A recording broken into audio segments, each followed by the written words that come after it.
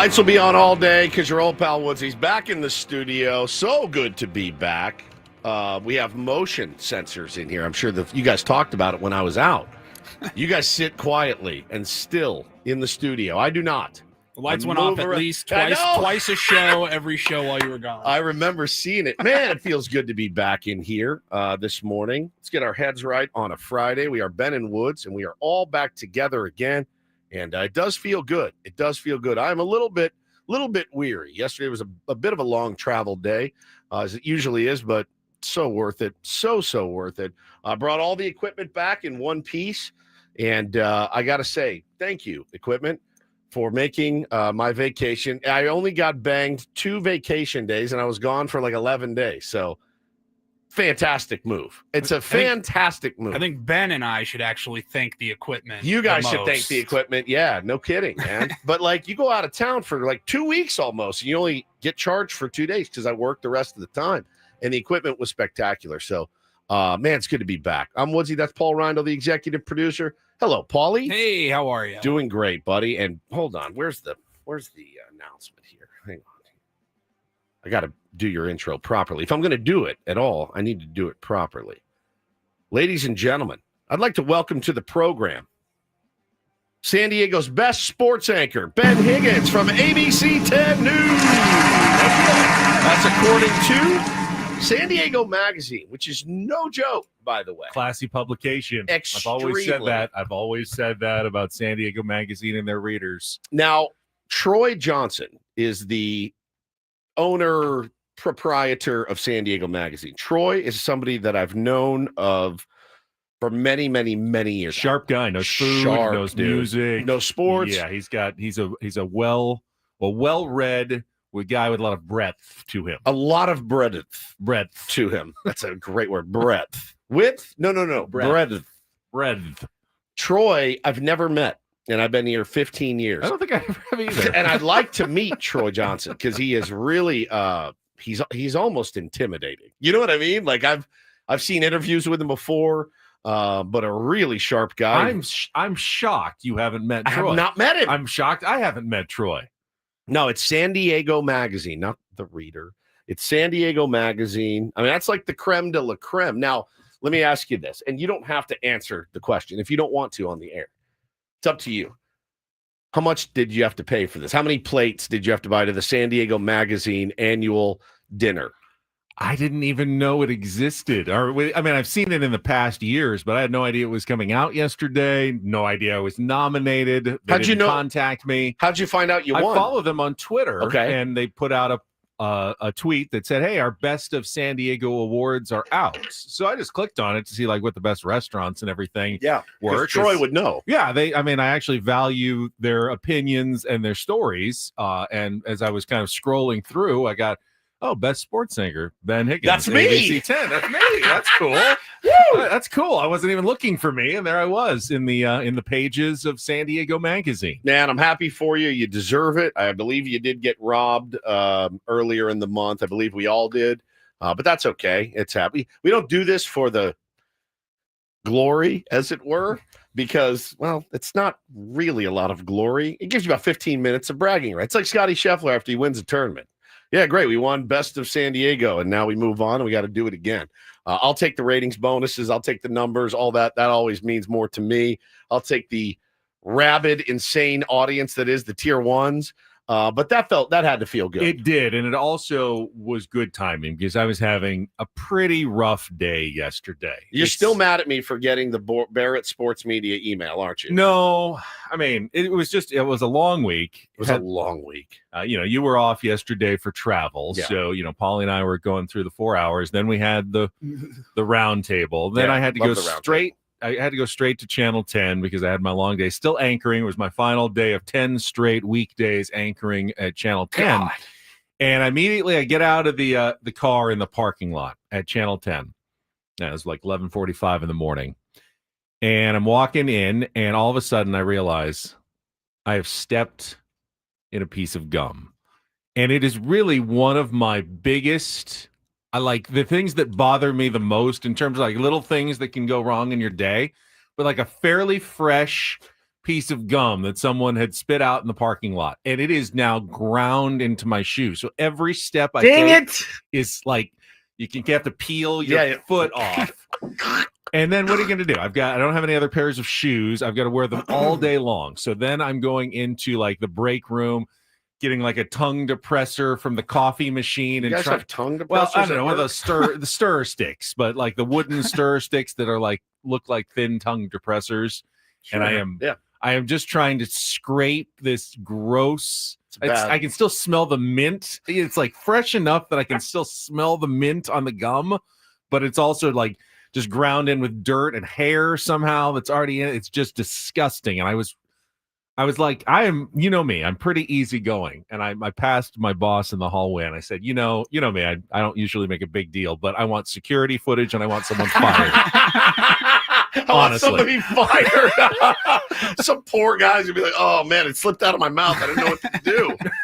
Oh, you pick it up. Even if it slipped out of your mouth, if it's sitting there in a parking lot where someone can step on it, you pick it up and you throw it away. I'll be honest though, out of what I thought you were about to say you stepped in, stepping in poop is way worse. And I mean, I will walk through a lake of gum rather than step on one. It's not as sticky though. It doesn't matter. It reeks. Yes. When you get it, you're done. And then you want to talk, you have to get like an old toothbrush and bleach and like I would rather step in gum. I would rather step in gum, take it off the bottom of my shoe, put it in my mouth. It gets down in the ridge. The poop gets in the ridges of the shoe. Dude, when I walk through my neighborhood and there's a couple of, and I'm willing to set up cameras in this because somebody who owns like a German or some big Rottweiler or something, they don't pick up after their dog at all. And if I find you, you're done for. And I mean the asp to the back of the knee in the dark. Like you're done for, dude. There's kids. There's all like we're a society. Like pick up your crap. Just put up a sign in your front yard that says "Pick up after your dog," or "I will return the favor." And I don't own a dog. And I don't own a dog. Yeah, that's exactly right. I would much rather step in gum because that smell. And you know that smell. You're walking and you're like, got me. They got me. They got me again. I get it. The smell was minty, but it was like almost nauseating. Minty. I knew it was in someone else's like mouth minty like recently, and it was now all over my shoe. And so then I found out about the San Diego Magazine Award, and I started feeling a little bit better. Man, I'm happy for you. I really am. It's a big deal, and again, like that magazine's legit. That's absolutely legit. And I'm very happy for you. Now, I remember growing up and reading and seeing, Ted Leitner and Jim Laszlovic, best sports anchor in San Diego. So it was actually really cool. Big deal. I hope they send you some sort of plaque or recognition. Now, I do have gifts for you guys, which should make you feel even better. Are you ready for them now? Yeah, absolutely. Sounds like they're not macadamia nuts. They're right? not. I have no macadamia nuts, but it sounds like after a long, tough day yesterday, the one thing you need to get is laid. Right now. So this is fresh off the island. Put that on. Look at that. Oh, you'll love how this feels. Yeah. It's kind of itchy. Nope, get it right up next to the skin. Kind of itchy. What is this made out of? Fresh Hawaiian lay for Paulie. It is a little itchy. a lot of bit itchy. So I don't think they're shells. That's the first gift. And then I brought you boys, as we mentioned on the show, stick it in your golf bag, a little bit of surfer salve. This was Woods' savior or salve savior. My salvier during his trip. That was my salvier on the trip. Take that. And what you want to do, guys? You haven't rubbed this on anything yet, so if I wanted to wipe it on my lips or something. So take the just open it as you see. You take your finger, you slide your finger through it, and then you rub it on your taint or your inner thighs.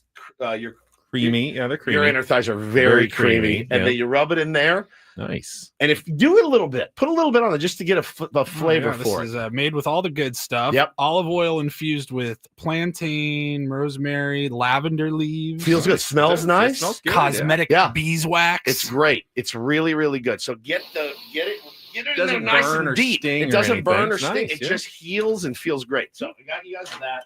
Throw it in your golf bag, Paulie. Put it in your baseball bag, whatever you want to do with it. Yeah. But Surfer Salve Thank you. will absolutely save your life. I brought you each. I don't know. Oh wow, it just keeps coming. I don't know if you have a coffee maker. Oh yeah, I do. This stuff is outstanding. Now you may be able to buy this at a local Vons. I'm not sure.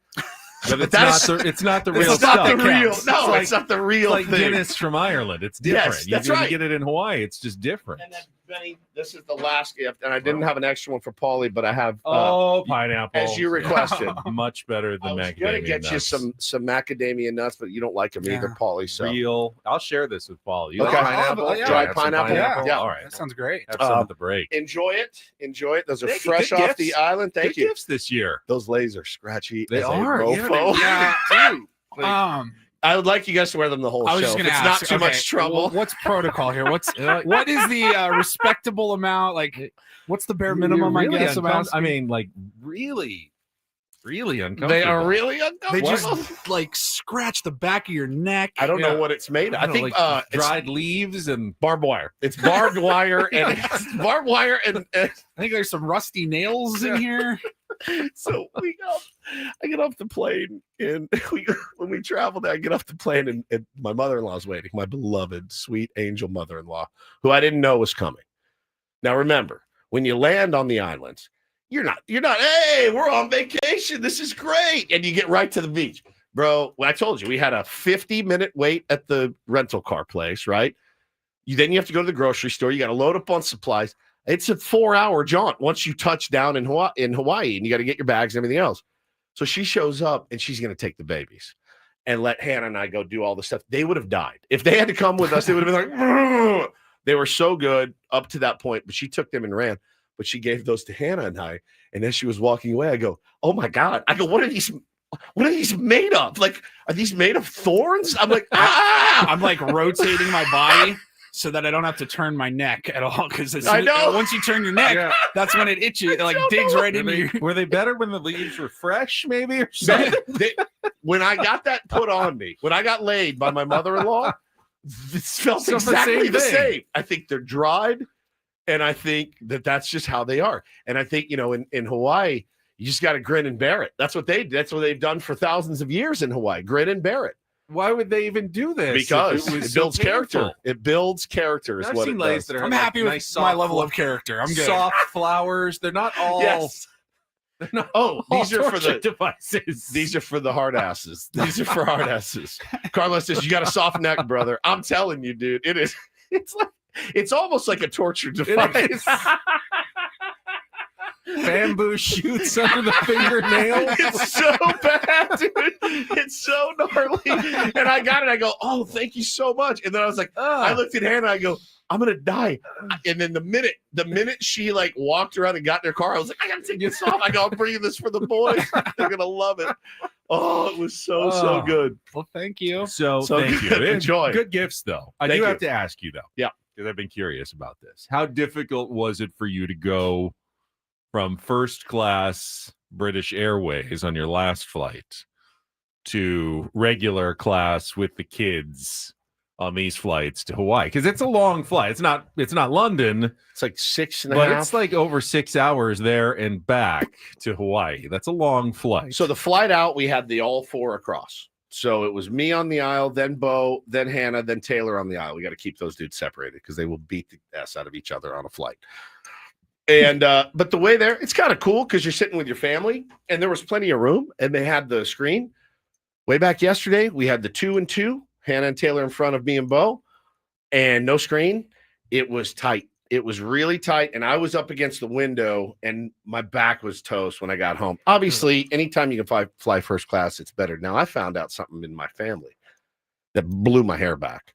I couldn't believe this. My brother and his wife, they fly first class. They put the kids back in coach. Really? Yes. And I go, Hannah and I were talking about it yesterday. I go, wait a minute. I go, you're doing what? He was like, yeah, we're up in first class. They're back in coach. That's a very like 1980s yes, thing it to is, do, isn't it? 100%. And I go, that's badass. I thought that too. I go, could I do it? Could I actually do it? You know how I Do am. they slip the flight attendant at 20 or something at So least, just to like make sure they're okay? Oliver's 14 and Owen's 10. Yeah. And they got their iPads. They're good. They can feed themselves. They can go to the bathroom when they need to. And I go, it would look a lot different if you and Hannah did that like today with 7 and 4-year-old just running amok in the back of the plane with the parents. You're just like children in the back of the plane. Yeah. Hey, shut those kids up.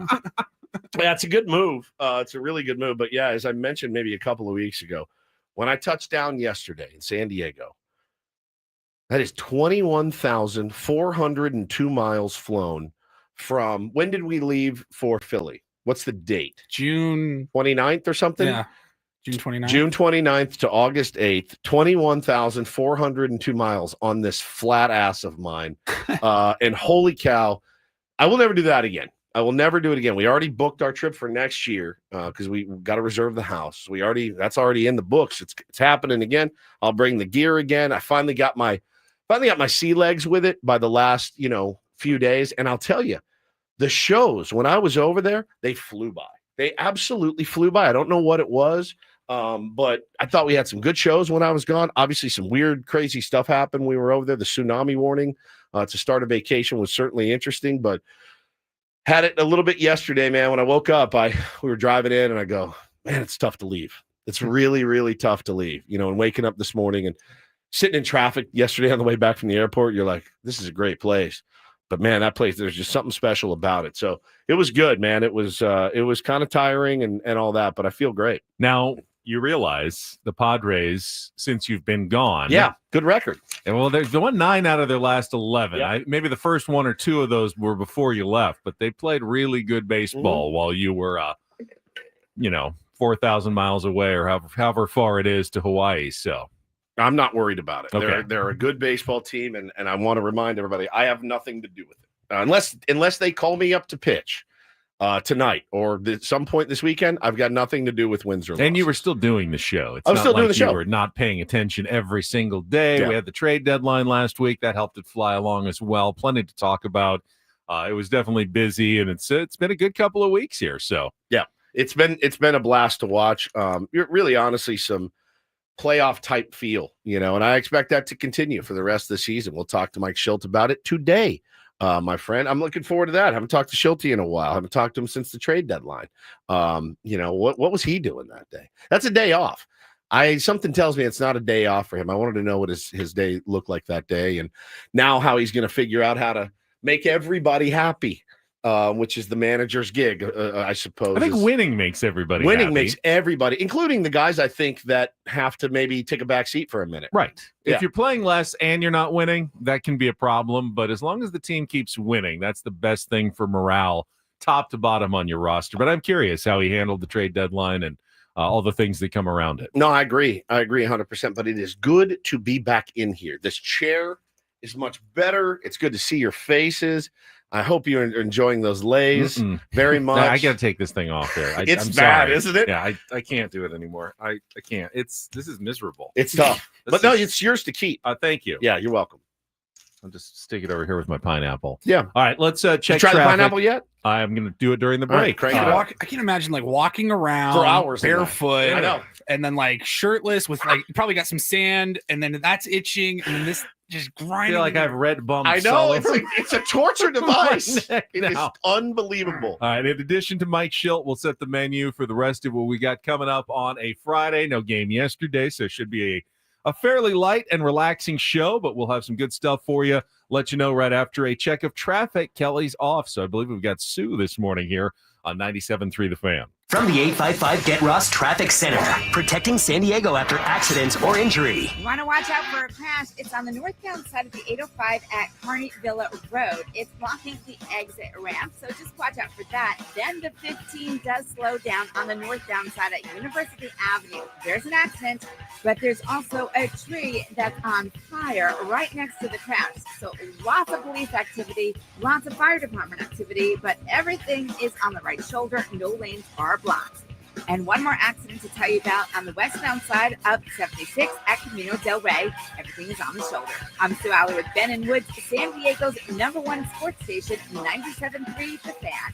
I've got like phantom lay pains. Like I can still feel it even though I've taken it off my neck, Woods. That thing is absolutely brutal. It's really tough, dude. All right, so, so with no Padres wrap-up, we have an early guest actually coming up at the bottom of the hour, one of our favorites, Rob Bradford, host of the Baseball Isn't Boring Odyssey podcast and Boston Red Sox guy. Robbie. And you were just pointing out right before the show, we've talked to Rob twice this year. Correct. And the conversation was completely different every single time. Yeah. When we first talked to him, the Red Sox looked like just going nowhere, Correct. Falling apart. Then they trade Rafael Devers, and we got the reaction to that, but it sounded like, this is pretty much a lost season for the Red Sox. Now, they're one of the hottest teams in baseball. They're the number one wild card team, closing in on first place in the AL East, and it has a legitimate shot, at least as good as anyone else probably in the American League, of maybe even going to the World Series. So things changed quite a bit since the last time we talked to Rob Bradford. It certainly puts things in perspective as far as the length and girth of a baseball season. It's long, and good things can happen. Now, a lot of times bad things can happen, but, I'm going to ask Rob, of all the Red Sox fans that he knows and talked to, because I didn't see a lot of Ben. You know what I didn't see a lot of? Oh, don't worry. Keep the faith. They're going to figure it out. Like we were in here spouting in 2023. Oh, don't worry. No. They're going to hit their stride. They're going to be great. It was pure panic in Boston. Pure panic. And from sports radio and on down the line. But apparently in the clubhouse, they weren't panicking all that much and have really turned their season around. The narrative, Craig Breslow doesn't know what he's doing. Right. He has no feel for his team. Yeah. This was the worst GM hire in history. Looks like a genius now. Certainly it has changed. The perspective has changed over the last month. Well, the only thing I would say is they traded some prospect to the Dodgers for Dustin May, and he's hitting like 2 home runs a night. So I think Red Sox Dodgers trades need to really be scrutinized for the rest of our lives, because it seems like the Dodgers are able to fleece them every single time they pull a trade. Of course, it's a former Dodger on the mound for the Red Sox tonight in Walker Buehler. We'll talk about the game coming up this evening as the Padres' quick 3-game homestand starts at Petco Park tonight at 6:40. In our 7 o'clock hour, our regular Friday conversation with Darren Smith, little SDFC talk. We actually had a good interview yesterday with Tyler Heaps. Heard it was great. It was a lot of fun. We discussed what it means to try to get a result in soccer, because they say that. They never say, hey, we're hoping to win tonight. They say we're hoping to get a result tonight. Didn't there a result in every game? That's what I said. I said, well, isn't a loss a result too? And he goes, we mean either a win or at least a tie. Like get points, that's a result. Right. I like that. But he said you are right. A result is a result. But I like that phrasing. We need a result today. Yeah. We're gonna have a show every day, but I want a result today. I want either a great show or a good show. Let's get a result today. A result. So we'll talk to Darren Smith coming up at 7:35. And as you mentioned, at 9 o'clock, it is our weekly or bi-weekly Manager's Report with Mike Schilt, refreshed by Eco Water SoCal. Try alkaline water for just $9.95 a month. Eco Water SoCal, keeping it soft since 1925. Outside of that, regular segments like Don't Do This, Take on Woods, try to qualify another listener for a great trip for Las Vegas, and some Rindle Report before we head out for the weekend at 10 o'clock this morning. Should be a good one, Woods. We are glad to have you back. Good to be back.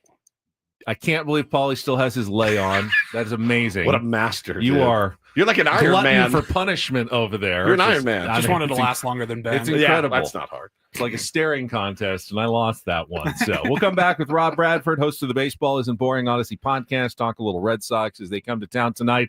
That is next here on San Diego's #1 sports station, 97.3 The Fan. Christmas show.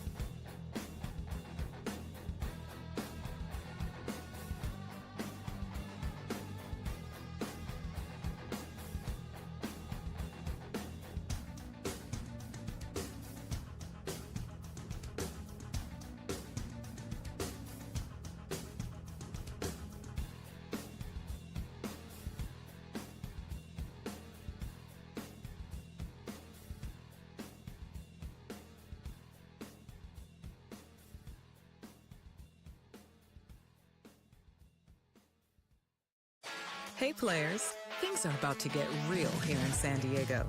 Introducing the all-new Jamul Casino Resort. With a 200-room hotel tower, exciting new eats and drinks, plenty of new places to play, and a luxe spa and salon. Hello, rooftop pool and deck. It's where players can play their hearts out and enjoy all the perks that come with it. It gets real this summer at the all-new Jamul Casino Resort, the players' place.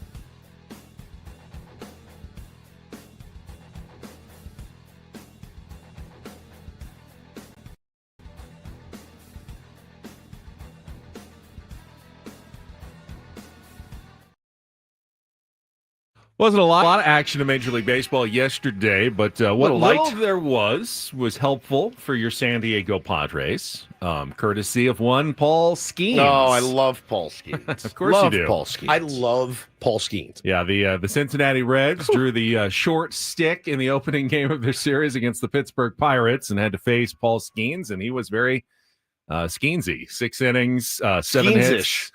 8 strikeouts, no walks, no runs allowed. By the way, Benny, the 7 hits he gave up in his start, that's the most he's ever given up. It was. And he did 7. Even though he gave up some hits, obviously no walks and no runs, his ERA, he got the win. He's now 7-8. Remember when it was like, hey, is he going to win more than like 3 games this year?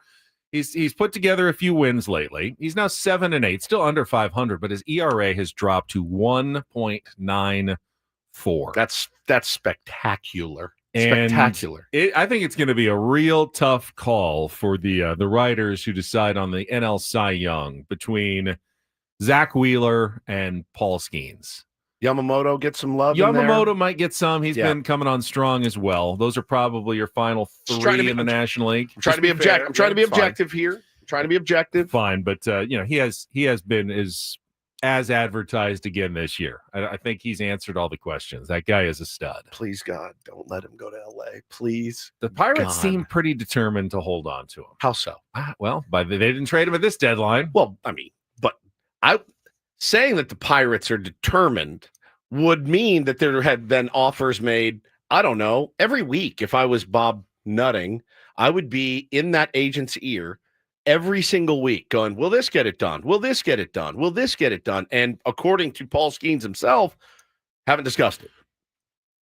If you're Paul Skenes, do you really even want to discuss a long-term extension with Pittsburgh? That's the other problem from Pittsburgh's side of the equation. It takes two to tango. I believe he said, I'll listen. Okay. Right? So that's something. But if you're him, and, they just traded away Ke'Bryan Hayes. Now, again, Ke'Bryan Hayes was not the end-all, be-all, but he was a young player that they locked up to a long-term deal. And he, the bat came around, the glove already played at the big league level. Everybody knows that.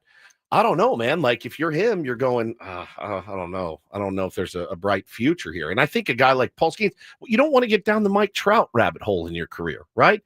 That's what I'd be afraid of. If I was Paul Skenes, yes, I'd be terrified of that. I wouldn't necessarily want to be a superstar on a team that never makes the playoffs. Ooh, that's do you think you would, who likes the adulation and the spot, who craves it, who's envious of others that get it, would you like to be? San Diego's best sports anchor doesn't care. Would you? Boy. This is a whole different topic, maybe for another day. Because I'm willing to be the 26th man on the World Series team and do less. Would you want to be the biggest fish in Pittsburgh? You're never going to win, but you're going to be really good.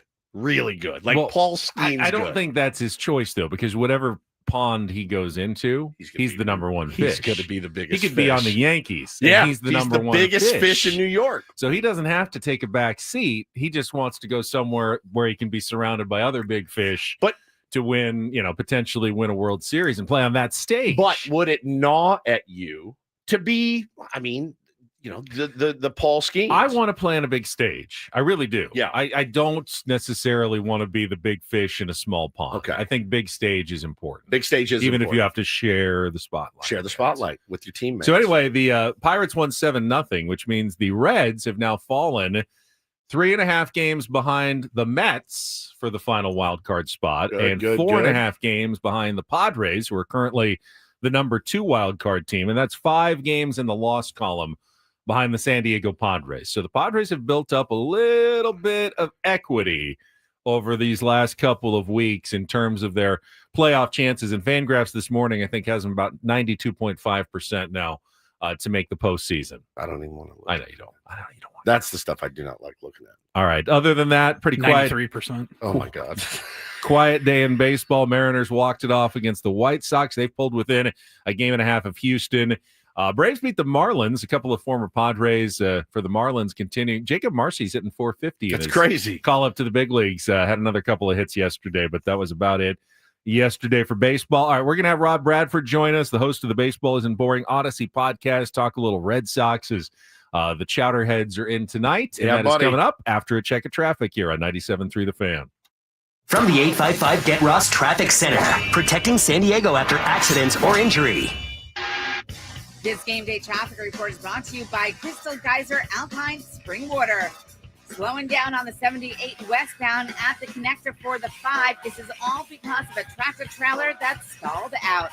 What makes Crystal Geyser Alpine Spring Water different? We always bottle our Alpine Spring Water less than 1.5 miles from the spring source.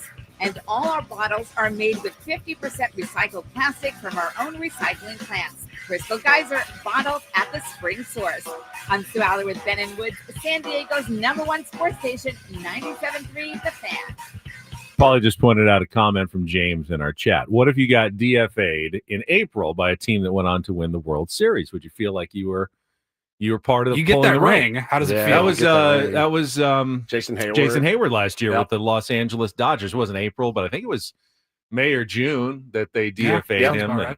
And, he, ended up, I guess, getting his World Series ring. He was part of that team that went on to win the World Series. So take it. Now that for me, that might be like, okay, no, that's not what I'm looking Now you for. take it. I mean, he's got that Cubs ring. He's got the Cubs that one ring, matters. which that one really, really matters. If it's your first ring and it was from like when you got cut from a team in like April or May, how does that feel? Yeah, he's got the one that really, really matters. I think you'd want one in your career that really matters. You were an integral part of the team the entire season through, and you were there when they ran out and celebrated and did the champagne and the whole thing. I think that would be the best. Now, you take it. You absolutely take it, because especially if you're a like Mike Trout, right? The guy's been in the league for 36 years. Like, if he was able to win a World Series ring by anyway, like, he's earned that by his play. I think it's different too if you, like, let's say you were like, how about this? How about in like 2022, if the Padres had gone on and won the World Series, like Mackenzie Gore got traded. Yeah. Was a huge part of that trade, but sure. he came up in the system. He did pitch for the team that year. Like, that's when we're like, that probably feels a little bit different than if you're just like some veteran signed in spring training, got cut in April, and then 9 months later, they mail you a World Series ring. Well, and your dream is, like somebody just said in the chat, your dream, I hope Yuli Gurriel gets a ring this year, more than anything in the world. I want Jason Hayward to get that third ring. Jay Hay to get his third ring. And the Padres are happy to stroke that check for those extra rings. Connor Joe, you Connor are Joe, a World yes, Series champion. World Series champion. Tierso, all you got, man. You all earned it. Oscar Gonzalez, congratulations. We'll ship it to Japan, my friend. Just now that we're mentioning these names, we're waiting for Rob Bradford to call in. Now that we're mentioning all these names, does that not feel like it was 10 years ago? It does. Now that you have this new roster that AJ puts together every trade deadline, and you got some new pieces and you're feeling pretty good about things, it feels like it was 5 seasons ago that Yuli Gurriel was like in a Padres uniform. Yeah, getting like a lot of that substantial reps. Connor Joe's in Cincinnati, and I'm not sure how he's playing, but I know he started off pretty well there. Brandon Lockridge would love to give you a ring this year. That's the dream, is to dole them out. It is crazy, though, Paul, after just 6 games since the trade deadline. Yeah. To think back that the Padres were a team that cycled through like so many left field options, DH options all year long without a solution. And now they're sitting, Ryan O'Hearn on the bench some days, Gavin Sheets on the bench most days. Is that Preller's plan the whole time? Like, I'm going to just try 14 different outfielders, stick them in left, see who fits, see if something happens, and then at the deadline, we'll just ship everyone out and then go and get the big bopper. Yeah, the captain in the chat says T. Wade clearing waivers twice deserves a ring. I'm giving Tyler Wade 2. He deserves 2. I don't know that anybody has loved, maybe since Tony Gwynn has loved the San Diego Padres as much as Tyler Wade loves the San Diego Padres. He loves the San Diego Padres. He'll have earned it if the Padres get there. 1,000%. The T. Wade vibes are always crucial for Campy. For his 0 for the season, can get his World Series ring. Hit another bomb. Of course he did. Last night, 17 bombs. I mean, he is El Paso legend. The El Paso legend down there, just cranking them out. And good for him. Old Crash Davis. Man, seriously. Yeah. Still made it through the trade deadline, though. That surprised me a little bit. They traded Brandon Valenzuela, catcher in the minor leagues, but held on to Luis Camposano. Now, is that because they still may think he's part of their plans, or were no other teams really asking or interested in Luis Camposano? I am curious what the opinions around baseball are. If there's got to be other organizations that are intrigued. They're going, we can make this work. Sure. I mean, look at this swing. Look at these numbers that he's putting up. They're gaudy. They are. They're gaudy numbers. But hey, he's still here. He's still here. And is he here because, like, God forbid somebody gets hurt, they just need him right now? Because I kind of agree. Like, Preller, of all people, you're telling me he can't spin those El Paso numbers and just get something. I mean, if someone did get hurt, not knock on wood, and Elias Diaz goes down for 3 weeks, he's up. Is he? Is that the move? Yeah, it's got to be. Do you re-sign Martin Maldonado. Right, I think that might be more likely. I think it might be more likely that they just go back and they have to pay him the double minimum? Think you'd have to pay him off for the minimum and then give him the minimum prorated again. He refused. Maldonado refused the assignment. So he's free agent. But you could sign him again as a free agent, I believe, if you needed him. I mean, I'd like to see him in a Padres uniform down there working with the catchers next year. The guy knows. Yeah. He, the mind is willing, but the body is, he's gotten a little bit long in the tooth, which happens to all players. And at the end of the day, Molly actually had some pretty clutch hits for us and won us a couple ball games, but I'm really happy with Fermin. I'm not longing for the days of Martin Maldonado. I've got to imagine. I don't know if we'll ask. Oh, we still got Schulte Sully too, right? No, they got Booty? they traded him. They traded him. I thought they got him back.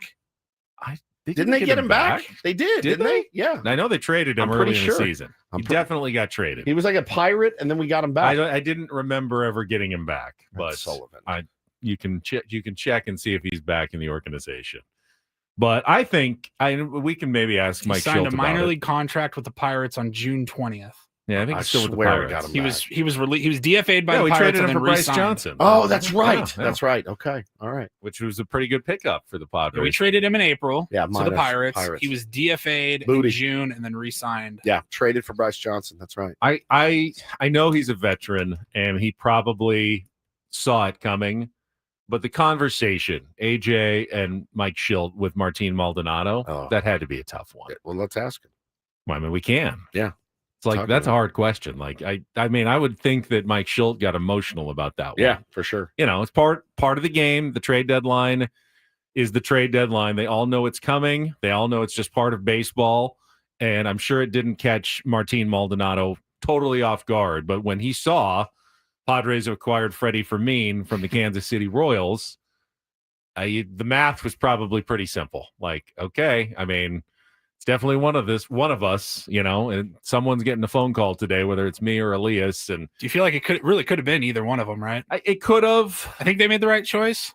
I agree. I don't know that it was that hard of a choice necessarily. I'm sure they will say they agonized over it a little bit, but I think ultimately you've just got more potential overall in Elias Diaz contributing offensively to your team. And defensively, I didn't notice a huge difference between the two all season.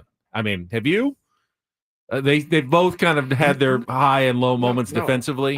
Honestly, I don't know. I mean, if you gun to head, I don't know which one I would have taken. Yeah, really. I mean, rock, paper, scissors. Yeah, honestly, flip a coin. But I think with Freddie Fermin, that's your everyday guy. And he's for years, for a while, he's been great. I mean, I fully expect him to be the Padres starting catcher at least for the next couple of years. Yeah. Hopefully to take Ethan Salas under his wing if he remains in the organization. With AJ, you never know, but that would be at least my future thinking, that he is under control through 2030. So he's your catcher now going forward, and I'm pretty happy about it, actually. Yeah, me too. He's been really, really good. Does Rob Bradford know he's running out of time? We'll figure something out. I don't know. He was texting me. I was texting with him. I don't know if he got a call or something. But Joe Kelly called him. Yeah. They do a podcast together. It's the only knock against Rob Bradford. But I would, if you're him, that's Red Sox legend. I got his voicemail. Hey, good morning. This is Rob Bradford's voicemail. Morning. Leave a message. I'll call you back.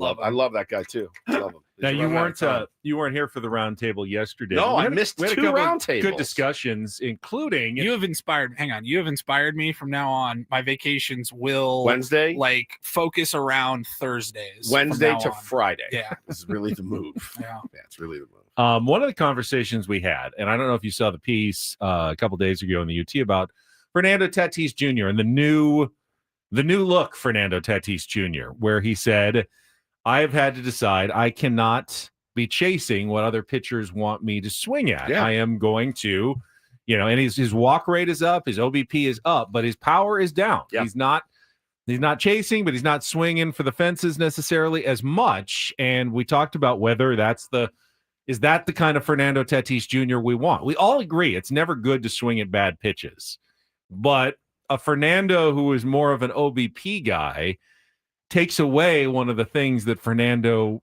makes him so scary. And that is, being a 30 to 40 home run hitter, and it doesn't look like he's going to get there this year. He's still been stuck at 18 somewhere for a while. Maybe he'll get into the 20s at some point, I would think, but it just doesn't have that same hit that it did a couple of years ago in terms of him driving the ball out of the ballpark. Yeah, I mean, look, at the end of the day, the OPS is up. The OPS plus is good. He's helping you win ball games. Would I like to see a more terrifying version of Fernando Tatis Jr.? Yes, I would. I would love to see that. But this, dare I say, more a complete player. Benny, I don't know. Maybe not. Maybe not. Maybe hitting 35 to 40 homers is a pretty complete player. It's not like the OBP was down when he was doing that either. So, look, I don't know that we're ever going to get back to that. But when you get thrown up and in on 2 out of every 4 ABs, I can understand being a little bit gun shy when you step into the box. I can. And I don't know what it would take to get kind of over that. But it's a thing. That's how they pitch him. They go hard in and up. They don't just go hard in. They go hard in and up, and then they go away. And, that's how you can get that guy out. And that's going to be the book on him until he changes the book. I think the one thing that's missing, and talked about it a little bit in the roundtable, is simply those, we've talked about it with Eno, those pulled, pull those fastballs inside. Like Xander's been doing. Well, and I said, I wouldn't ask a player to make big changes in the middle of the season, but Xander has done it. Man, he looks. The last couple of games, Xander's swings are turning it around completely, like a completely different guy. And is it health? I don't know what it is, but you look at the numbers now, and in Xander's OPS in the last whatever period of time, month and a half, he's like 3rd in the National League. He's not only come out of his 2.5-year slump, but he is Xander. He's Boston Xander lately. This is what they got. This is what they got from him in the Red Sox. Now, is this the ceiling? How long can he? This is what got him that contract. Exactly. I had kind of given up on ever seeing that Xander in a Padres uniform. I was hoping for an okay version of Xander for a few years, but this is the Xander they signed. And if he keeps hitting like this, he could actually be worth what they're paying him. Maybe not quite, but it's always going to be a bit of an overpay for a guy at that stage in his career, but they are getting absolutely justifiable production out of Xander Bogaerts for the last, month and a half. It's been really, really good. No, and I know, man, as it pertains to Fernando Tatis Jr., I just look, I know I can see what everyone's kind of upset about, but we also see, and Schultz talked about it with us many, many times, it goes beyond just what he does at the dish. It does. And man, I want to see a more dangerous version, a guy that strikes fear. And I go back to that AB he had against Ryan Nelson the other night. Ryan Nelson was like, here's 95, hit it. And he didn't, and I think he took an 0 for 6 that day and was off. They was given the day off the next day, which is good. Come into this series, you're fresh. You got a couple days off. But again, think about that game. He wins us that game. He scored that run that nobody else could have scored on that lob wedge to left field by Luis Ariz. Nobody else scores that run. Jackson, maybe, but the read he got, the aggressiveness, the speed, all of it, he won you that game. So I can't really complain too much about a guy with an OPS of over 800. I was watching with my son. We were no. Yeah. Yes, oh, good job. Yes, nice work. Yeah, nice. It makes you question yourself. Nice like, job, Fernando. What am I, an idiot to ever doubt that guy doing that? So I think I'm holding out hope that, and again, don't forget what a really good postseason performer he is. Should we be lucky enough to get there, Fernando in the postseason seems to be a different animal. So we'll see. Yeah, he was fantastic in the playoffs last year, and he does like the big stage. But they're on the big stage every day now. I don't know. Yeah, it's a big stage now. How much changes when you get to the postseason nowadays? Yeah. But yeah, it's interesting. Looking at the standings, we talked about it a little bit. Right now, if the playoffs started, the Padres would play the Cubs in a wild card series at Wrigley Field, best of 3, which is why it's so important that they continue to push and try to improve their standings, because the very least you want to host a wild card series. Obviously, the goal is to pass the Dodgers and hopefully get a bye in the first round, but you need to pass both the Dodgers and one of the other teams, the Phillies or the Brewers, if you're going to get up to a top 2 seed in the National League, get that bye and not have to worry about it until the division series where you'd have home field advantage. So that's going to require playing good baseball all the way through the rest of the year. Sign up for it right now, buddy. Can't wait. All right.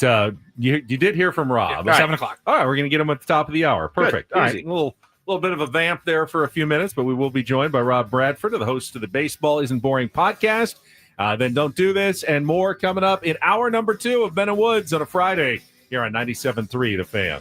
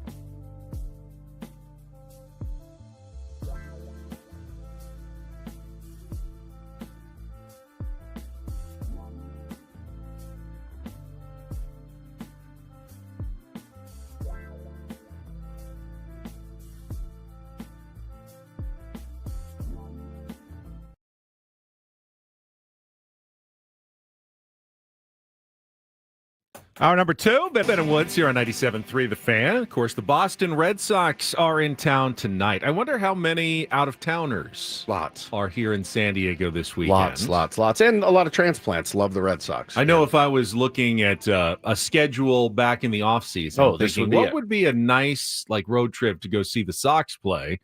I'd see San Diego in August, and I go, well, that one seems kind of appealing. So I would imagine there'll be a few in town for sure. Big series for both teams as the Boston Red Sox have been red hot. I think they won 7 in a row until they lost on Wednesday. And joining us right now to talk Red Sox and general baseball is the host of Odyssey's Baseball Isn't Boring podcast, always one of our favorites. Rob Bradford is here with us on 97.3 The Fan. Good Friday morning to you, Rob. So good to talk to you guys. One of my favorite shows, and I really appreciate you having me on.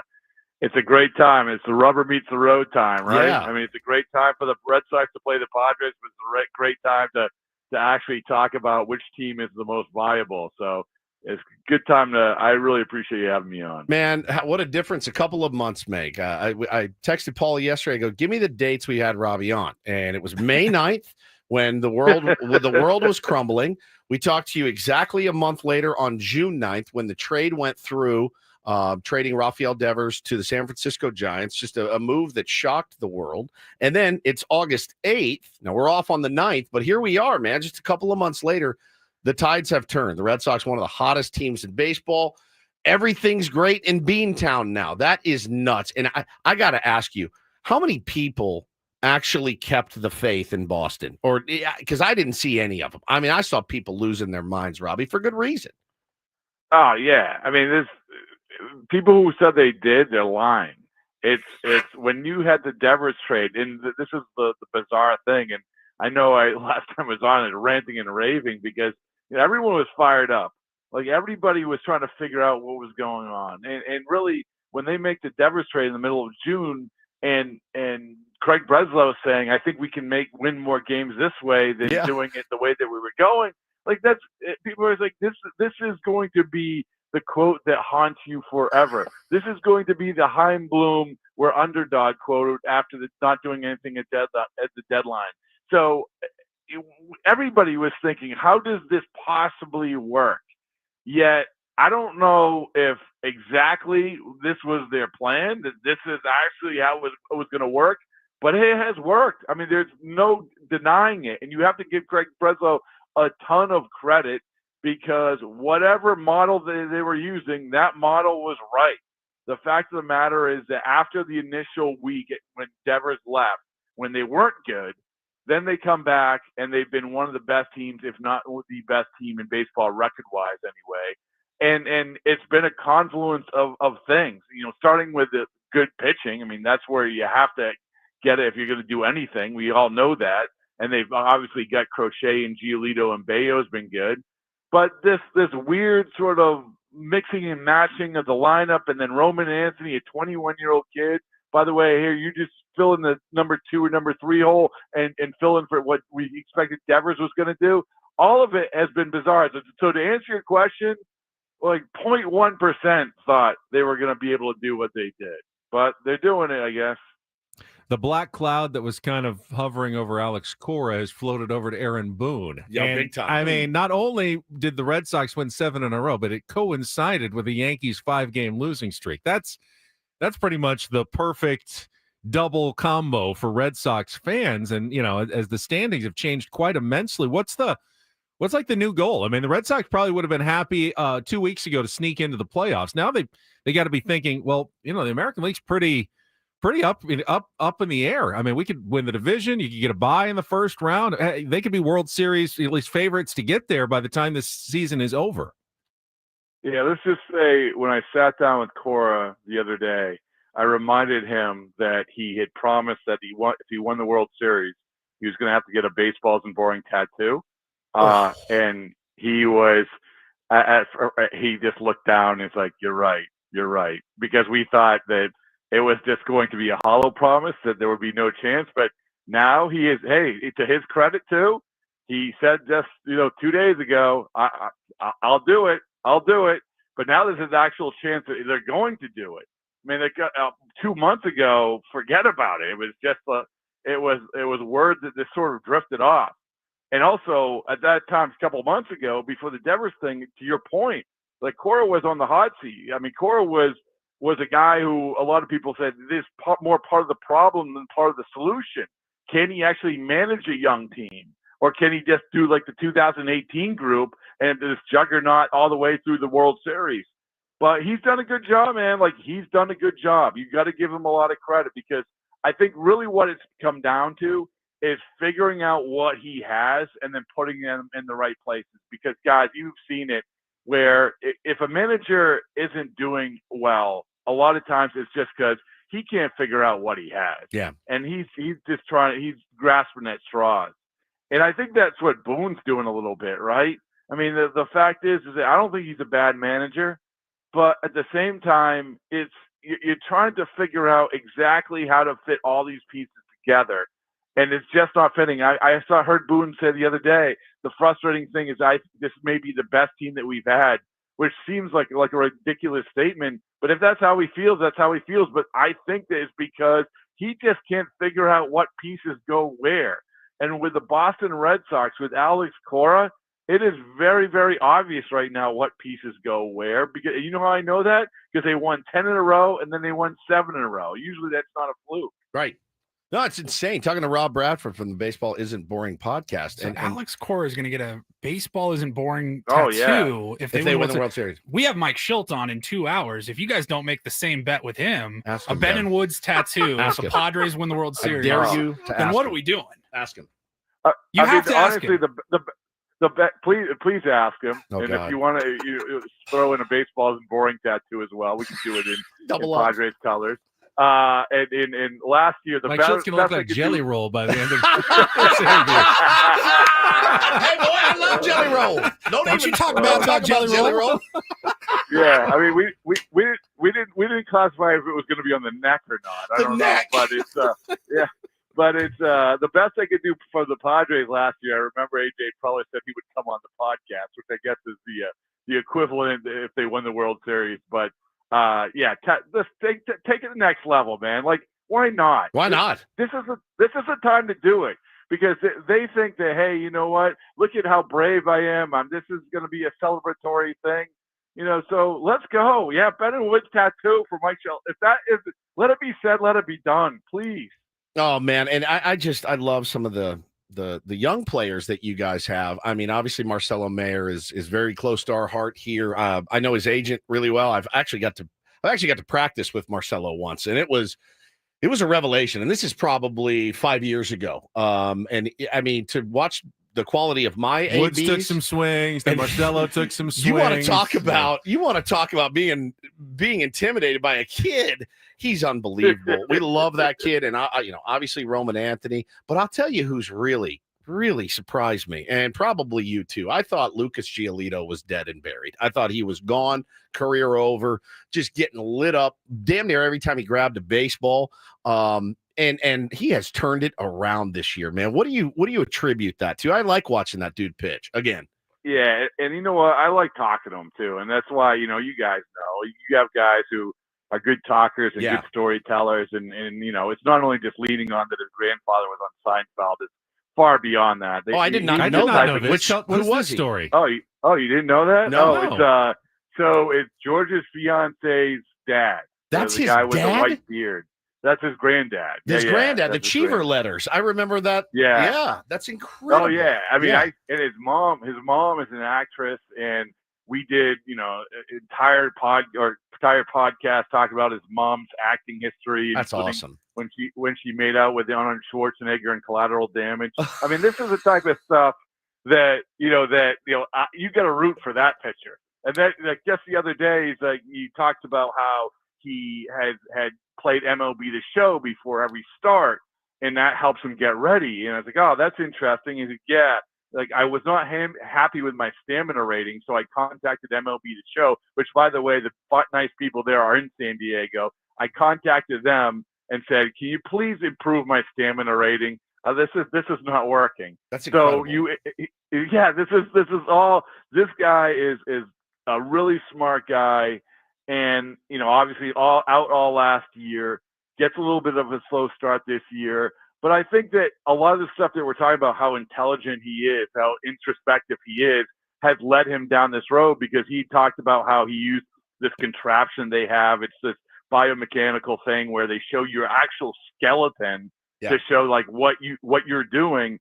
And he's like, that was a game changer for me to see my skeleton, how when I was bad and when I was good. And I know that's just part of the equation, but if you don't have guys like that accepting that information and being able to utilize it, then you're no good. And this guy is really, really good right now. We actually have a similar story with the Padres. Jeremiah Estrada out of the bullpen is a big gamer and plays MLB The Show, but could never use his own card, his own player, because it wasn't good enough. But when he struck out 13 in a row when he first came up, they gave him a temporary boost to 99, and then he was all about getting to use himself in MLB The Show when that happened.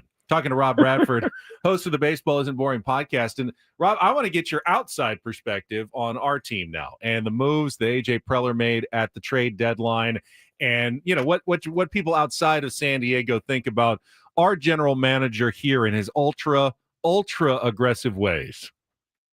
Well, listen, I mean, first of all, thank you, AJ Preller. Thank you, San Diego Padres, for always being that team, always being that general manager that that when things are going slow, that they're going to be able to spice things up. And that's exactly what happened. I tweeted the other day, I thought it was very witty. We finally got good weather in Boston. I said, AJ Preller has traded good weather to Boston from San Diego. So, but I mean, it was everything that you thought it would be. And that's how, and you know what I love? I love talking to other executives about talking to AJ, about just how he just wants, he wants to get the deal done. He identifies guys, he does it. And obviously there's examples of this at this deadline as well.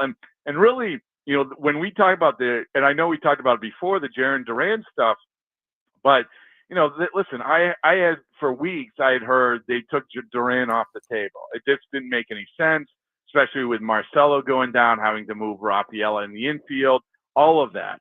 And all the way up until the end, they took took Duran off the table. Yet still, you're just wondering, is AJ going to do the shock and awe where they're just going to give an offer that's too good to refuse? That's what we were waiting for. I don't think that was ever going to be the case.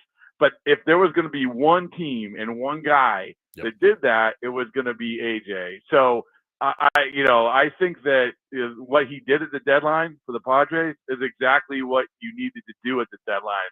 And I get the prospects, I get that, when you trade Leo and you trade these guys, but look at the history, man. Look at the history. Not only his trades, but look at the history of trade deadline trades. The goal is to win the World Series. If you have a chance to win the World Series, then do not forget the goal. And I think that every single year he understands that. And you know what? Every single year you're in the same position. So what does that tell you? It tells you that whatever you're trading isn't hurting enough to be in position to win the World Series. Yeah, no doubt. There's no doubt about it, man. And this year looks as good as some previous years has looked. Robbie, man, we thank you for your time. You're not out here, are you? You're back in Boston? Yeah, back in Boston. I was out there about a month or so ago, talking to Dylan Cease about poetry. So, nice. I was wondering if he was going to end up in Boston, but or anywhere else. That was the only surprising thing, right? That he didn't. But I really like that team out there. I really like the Padres. And by the way, holy mackerel! You talk about Craig Breslow had a great offseason, but boy, missing out on Nick Pivetta. That was a big win for the Padres. We love him, man. Good stuff. We love him. Love Nicky P. Thanks so much, Robbie. We'll talk to you soon, buddy. All right. Thanks so much. Good talking with you guys. Rob Bradford, you can check out his podcast if you're a baseball fan. Really good stuff. Baseball Isn't Boring on the Odyssey app with new episodes all the time throughout the baseball season. And I was just looking up the standings. Do you know who the top two teams in run differential in the American League are? Blue Jays, Red Sox? No, it's the Yankees 1 and the Red Sox 2, plus 88 and plus 81. The Blue Jays, who have the best record, are only plus 55. So, your run differential is taking a hit. Your run differential, love. It certainly indicates, though, that there's plenty of talent on both of those teams, that they have played a lot of good baseball over the last few months. They've won a lot of easy games to be able to put up run differentials like that. Again, run differential is is a telling tool that you can look at and kind of, maybe separate, like trying to decide, okay, these two teams are both good. Which one may have an edge, in the long run? That's where kind of run differential comes into play. So both of those teams, they're not smoke and mirrors. The Yankees may have struggled lately, but I thought that was interesting what Rob said, that Aaron Boone thinks it's maybe his best team. Yeah. They've just been struggling. The run differential would indicate, yes, they can absolutely clobber you into submission when things are going right. They just haven't been going right lately. It's wild, too, when you think about a team, you look at the Red Sox. They didn't, and that's the one thing I didn't get a chance to ask Robbie about. Craig Breslow didn't do anything at the deadline, and he got roasted because, remember, when he traded Devers, he said, guys, relax, just wait till you see what we do at the deadline, and he didn't do anything. And so I guess they feel that their team is good enough as it's currently constructed. The Yankees actually went out and made a bunch of moves. None of them have worked out. None of those guys. They had, I think, 4 guys or something. I think that first night they came out, they all coughed it up, had a terrible, terrible debut. So yeah, it just goes to show you, man, that just because you add pieces, and Aaron Boone has no idea what to do or how to deploy these guys. I mean, the Red Sox are playing well. I think you can still argue that Craig Breslow, the mistakes have outweighed the positives. I mean, so. Think about how affordable really Nick Pivetta was to the Padres. No question. And the Red Sox just let him go. Let him walk. And now, they need starting pitching. Sure. They had good starting pitching, and they let it get away. And now was he as good with the Red Sox as he has been with the Padres? No. But, the Padres figured out something. They saw something that the Red Sox may have missed there. Yep. And turned it to their advantage this season. And you're right. Where would the Padres be without Nick Pivetta? Toast. Maybe one of the most important signings of the offseason for any team. Ocean View says, well, don't forget the Red Sox did add Dustin May. Yeah, and they gave up their prospect Tibbs, who's been ridiculous. Dustin May is a free agent after the season. A rental of Dustin May he hasn't thrown, he wasn't terrible in his let's put it this way.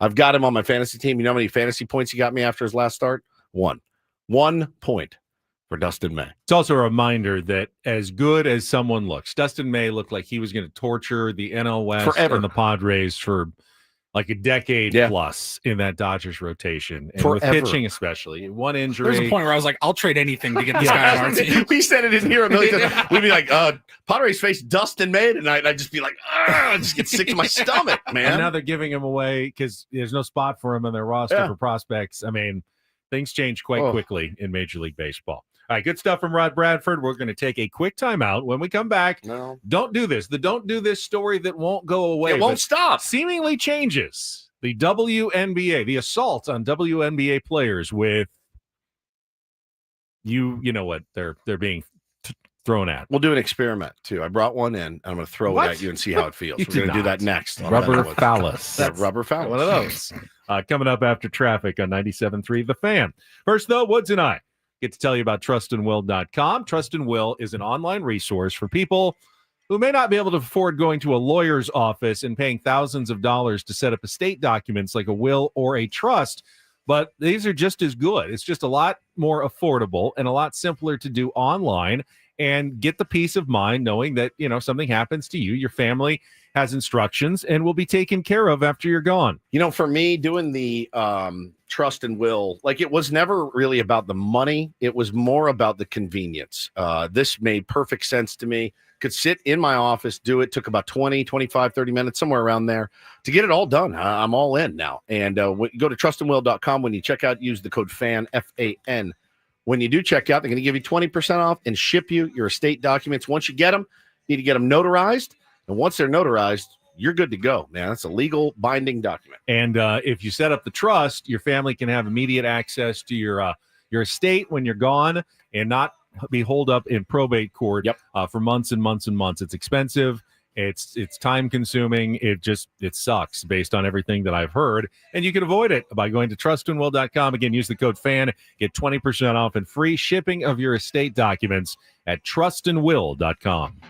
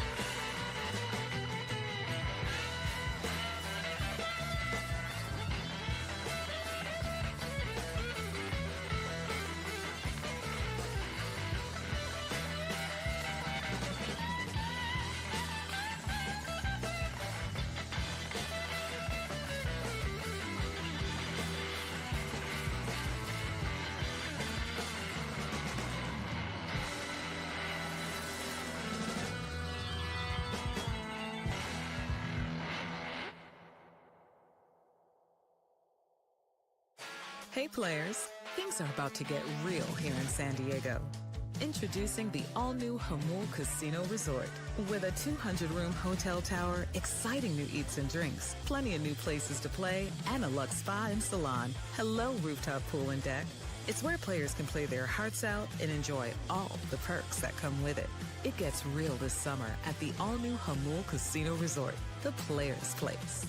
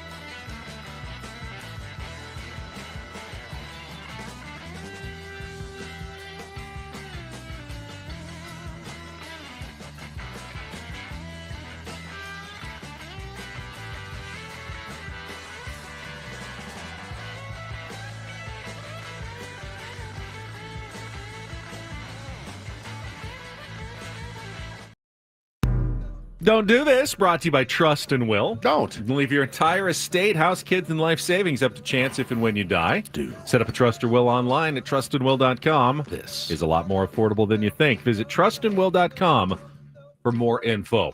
I really wish this story would go away, but somehow, like every single day, there's a new twist. And this may be the most don't do this twist of all. It is the story of what has happened at the at least 3 WNBA games in the past 10 days where fans have thrown rubber phallus onto the court at or near WNBA players. And at first... Stop doing this. Well, at first it seemed like it was just a bad viral prank and, copycats around the league. But now, at least someone, a self-described cryptocurrency enthusiast, is telling ESPN, no, I'm not a crypto bro. He is part of a group that has been orchestrating the recent sex toy stunts that have disrupted the games. And that this controversy is basically a marketing scheme for his online Bitcoin or meme coin. I have no idea what the difference is. What's a meme coin? Don't ask me. Paul, you're younger. What's a meme coin? What's a meme coin? It's a coin. Right. That is a meme. Oh, okay. I still don't understand. No, I don't either. It's crypto something. I hear. So it's like a marketing thing, or like a it's promotion. It's supposed to be like an underground. Wasn't like the viral Hawk marketing. meme coin a thing? Yeah, that's right. Oh, it's a Doge coin. Doge, yeah. I thought Dogecoin was a kind of meme coin or Bitcoin. I hate this. We are not good at this, so I don't want to talk about it anymore. Just said, Paul, you're a millennial. You're like, bro, you need like 2 generations back to like have somebody that can actually. They call those Zoomers. Zoomers, Gen Z. I don't know. All right. So like you're on the court and I throw this at you and That didn't hurt that bad. No, it didn't. But one of those real ones, you could really hurt somebody with that. Throw this layup. Oh my God! Now that spike you right. That in would your eye. knock you out, man. So anyway, maybe this is some sort of marketing stunt, not a particularly safe or appropriate one. Certainly, in for the WNBA players, they're not happy about it. Nor should they be. No, of course. I mean, it's really not great. The guy who uses Lieutenant Daldo Rain as his username on X. Daldo? Got it. Says, we really want to make memes funny again. Yep. Well, you can do that without throwing those things onto. Here's the other thing I saw. Okay. Ask yourself, how are they getting them in? They've instituted some no bag policies. Where are you putting that to get it down your pants? It's not going to be like a metal detector. Not going to pick it up. You can't do the full on at the airport, the body X-ray. Right. At the WNBA. I mean, I guess, they're not doing what I think they're doing, are they? They're not. That'd be one way to carry it in. They're not. Right? Like where it would anatomically belong? Correct. Well, yeah, correct. Somebody said prison wallet. I've never heard it described that way, but I'll forever use that term for the rest of my life. Their prison wallet. You heard that before? I've never heard that before. Do you know where that is? I do know what, smuggling things. Yeah, in your prison wallet. Bars. I've never heard that. Why are they doing this? I did see Prison Pocket, another good one. Love this. I learn something new every day. Christopher Walken's monologue in True Romance. If you know what I mean. The Watch. You see this watch? Oh, no, that was in Pulp Fiction, not True Romance. That's right, Pulp Fiction. Yeah, you see this watch? All right, we got to go kind of quickly here. We're running a little bit behind today, but listen, the Juan Soto experience, the New York Mets is not going well. We lived a little bit of it. I'm a big one. I like Juan Soto, always did. Thought he gets a little bit of a bad rap, but now they're Mets are 2-8 in their last 10, scuffling. I'd say, and he's not having the world's greatest season by any stretch for the amount of money that he signed. But we're going off the deep end now with Juan Soto. Here's Boomer Esiason's latest take on Juan Soto hitting a home run to break up a no-hitter. Yes. This team, and it's embarrassing. No, I don't care what anybody says, getting one hit. And quite frankly, there was a chance yesterday that when Juan Soto hit that ball, that he might have been thrown out at first base. It doesn't go out of the building, because he's loafing out of the box. Now, I don't expect him to sprint to first base in a situation like this, but he watched the whole thing and it gets out by literally a foot. And it's back in. And you know what? This to me is like a real, and he's got a nice smile on his face, like he's laughing. I'm sick of it. I want to see attitude. I want to see, when the Mets had Gary Carter, they had Ray Knight, they had Ray Knight. They had guys that would fight. Like your highest paid player, whether it be Aaron Judge or Shohei Ohtani, or in this case Juan Soto, has to lead the team. Yep, I agree. They have to set the example. He's the definition of okay, Boomer. That he's being set. The definition is one that just doesn't look, at least to the naked eye, and as a former athlete, looks to me like if that's the guy that's getting paid $760 million, and he's supposed to be, he just hit a home run. He hit a home run. He hit a home run. What else was he? If he doesn't hit that, you're getting no hit. By the way, the old not hustling, it might not have gone out. You're down 4 in the 9th inning and getting no hit. You shouldn't be trying to stretch anything into a double or a triple there. That's why we don't like it when football guys talk baseball. It's really bad, man. And then I saw somebody, Francisco Lindor, struck out the other day, and he I don't know, weird swing or whatever. He smiled and then kind of patted the catcher on the back, and people were losing their minds. I don't want to see him smiling, losing a game. And I'm like, this is what losing does, man. It breeds these kind of things. And that's a long season for those guys, right? Francisco Lindor has earned the right to smile. Sometimes you smile because things are going terribly. Sometimes you have to smile to keep from going crazy. So it is just insane. It's exhausting, as M.M. McKee says. The body language narrative is exhausting. Haven't we gotten to the point where you got to let guys be God? Yes. You really want Juan Soto to be someone who he's not. Correct. And we've had these discussions here. First with Juan Soto, with Fernando Tatis Jr. players have to be authentically themselves, I think, to be their best. I've come around on it so much, man. And it's, once you realize again, they're in the fraternity and you're not, that's really what it is. And it's a long season. If a guy strikes out and smiles, it's not the end of the world. And it certainly doesn't mean he doesn't care. Yeah.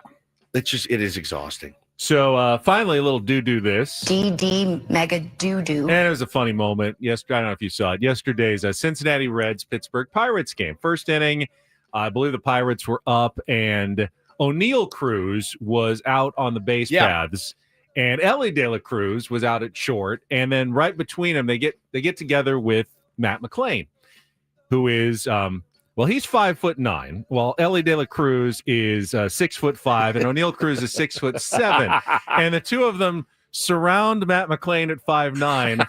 Ellie, who's always a comedian, puts his arm around it like they're posing for a picture, like with their child, and they're two of them standing right next to each other. It's so fantastic. And they start laughing. And apparently Ellie's a pretty big prankster. He pranks with Tito in the dugout. They got bits all the time. Ellie seems to be quite the card. Did you see Ellie take his glasses the other day at a pitching change? He's like, let me see those. Terry's like, what do you want? He takes them, he puts them on. Terry starts laughing and rolling his eyes. Look, man, again, it goes back to what we just talked about. It's a long season. You have to do things that keep you from losing your mind. And if it means you laugh because you got fooled on a pitch, it doesn't mean you don't care or love the game or want to win. Gotta give these guys a little bit of a break sometimes. And that is don't and do this. And Paulie's found the video for our YouTube stream for a Friday. That was Don't Do This with Ben and Woods on 97.3 The Fan. Matt McClain, he didn't really get it at the beginning. He realized what they were doing. Guys, I love it. Guys. I love it, man. All right, we'll come back. We'll talk a little SDFC, a little Padres with our friend Darren Smith coming up next on San Diego's #1 sports station, 97.3 The Fan. Man, the second I walked into my house yesterday, I went to my bedroom and I pulled out my fresh Eco Water SoCal. Not only do I have a water bottle that they gave me, but I filled it full of Eco Water. I missed it so much. It's like the only thing Hawaii doesn't have is my beloved Eco Water. But we got the unit put in our home. Couldn't be happier with it. And anywhere we go, it will come with us, certainly. The hard water is no longer in our home. Our shower heads are no longer green and gunky. Everything is perfect in our house, just like our water. So you can try the Soft Life and alkaline water, now just $9.95 a month. Call 760-350-3338 or visit ecowatersocal.com. Tell them Woodsy sent you. Not everything in life should be hard, especially your water. Keeping it soft since 1925. I spent the last 10, 11 days listening to the sound of the waves. Listen to that. That's basically the same thing. That's just as good. That's just as good. It's Eco Water. Go to ecowatersocal.com. Your water should be perfect.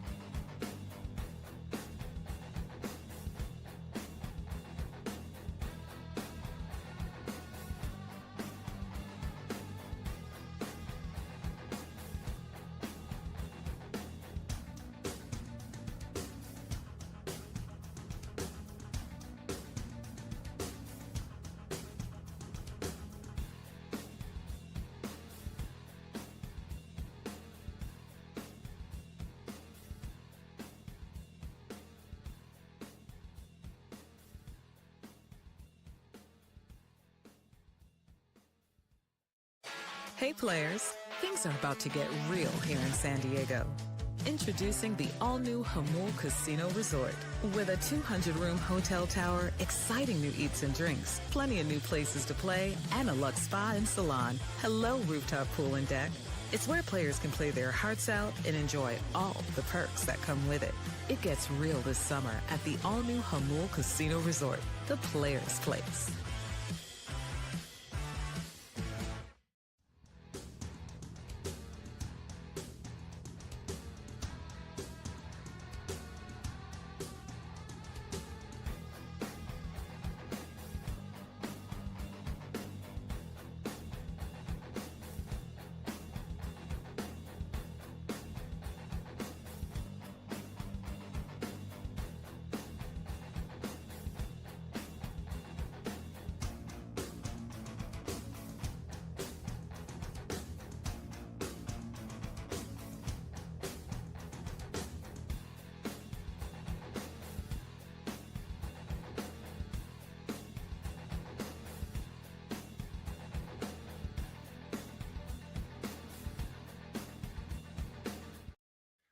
I've just been told by Paulie that in addition to our SDFC and Padres conversations, we're going to be doing a little dream analysis with Darren Smith. Apparently he had I'm very curious about this. Had an odd dream that involved us. Paulie, I think. Just Paulie, right? He told me. I don't know. All I know is he told me he had a dream about me. All right, we will find out coming up right after traffic here on 97.3 The Fan. From the 855 Get Ross Traffic Center, protecting San Diego after accidents or injury. Traffic brought to you by Caltrans, reminding you of work on the 805 through 2027. Got some fire department activity slowing you down on the westbound side of the 94 Lemon Grove Avenue. It is on the exit ramp, and a tractor trailer broke down on the westbound side of the 78 at the I-5 connector. Caltrans reminds you to slow down for crews working on the Interstate 805 pavement and safety infrastructure project, stretching from the 52 to the 15 through the year 2027. Also, please plan accordingly. I'm Sue Aller with Ben and Woods, San Diego's #1 sports station, 97.3 The Fan. Dreams are weird. I mean, you can't control really who you dream about. And the most random people do pop up in your dreams from time to time. Isn't that true? Yes. We welcome Darren Smith, SDFC broadcaster, for his weekly segment. So, Darren, let's start with a little dream analysis. What was going on here? Yeah, good morning. Good morning. I was worried. You know, I was in that period of sleep between sleeping and waking up, right? Like in between. And I was panicking a little bit because I had this dream that I was late for this segment. And so I scrambled out of bed and I texted Paulie and I was like, yo, I'm running late. Can you hook me up? Can we push it back? And he sent back this meme, the meme from Friends where they're pivoting the sofa. Yeah. He's like, oh, you want us to pivot now? For you? Pivot. For you? You want us to pivot for you? Pivot. And he sent me this meme. He's like, that's it. You're 86th. And he said, you've been replaced by Craig Stammen. Oh, so, yeah. Yeah, no joke. Like this just happened about 40 minutes ago. That's incredible. I mean, look, we haven't talked to Craig Stammen in a long time. I think he's still around the organization. Yeah, I think he's around. I mean, if he wants a weekly, Darren, we might have to have a difficult conversation. No. Right. So we can do both. So dreams about being late are quite common, usually symbolizing feelings of anxiety, stress, or fear of not meeting expectations in waking life. Darren, you meet and exceed all of our expectations. Yes, please, every time. Well, please don't worry. You should see. I like jumped out of bed. Sheets went flying off. Got a cup of coffee. I was sitting here at 7:15. I was like, no, I'm not being late for this one. I don't want Paul mad at me. He's going to send me angry memes and replace me with former Padre relievers. You know, I wish Craig Stammen. I wish Paulie was. Where'd that come from? I wish Paulie was more of a hard ass like that. Yeah. I wish I could like say, Paulie, go 86 that guy. We don't have it in us, man. That's not who we are, D. Smith. We run a different type. Right. Who do you want him to 86? I know, right? Well, yeah, I mean, there's the list is long, but he's not that guy, and I don't want him From to be our that show, guy. or you mean like 86 them, like From the planet. From the planet. 86th. Off with their heads. You're expired. Paulie the Enforcer. Oh, that's great. I heard somebody just put in our chat. Did you have a bird story from when you were in Hawaii? Somebody brought up in our chat. Asked Darren about his bird story because my wife did a bit with me, Darren, where we were sitting at breakfast. You know, in Kauai, there's roosters and chickens everywhere, and you can they don't stop. And she threw some food at my feet, and they all came and pecked me and attacked me, and I was so mad at her. Woods is fear of birds. I did. Ornithophobia. I'm ornithophobic. Yeah.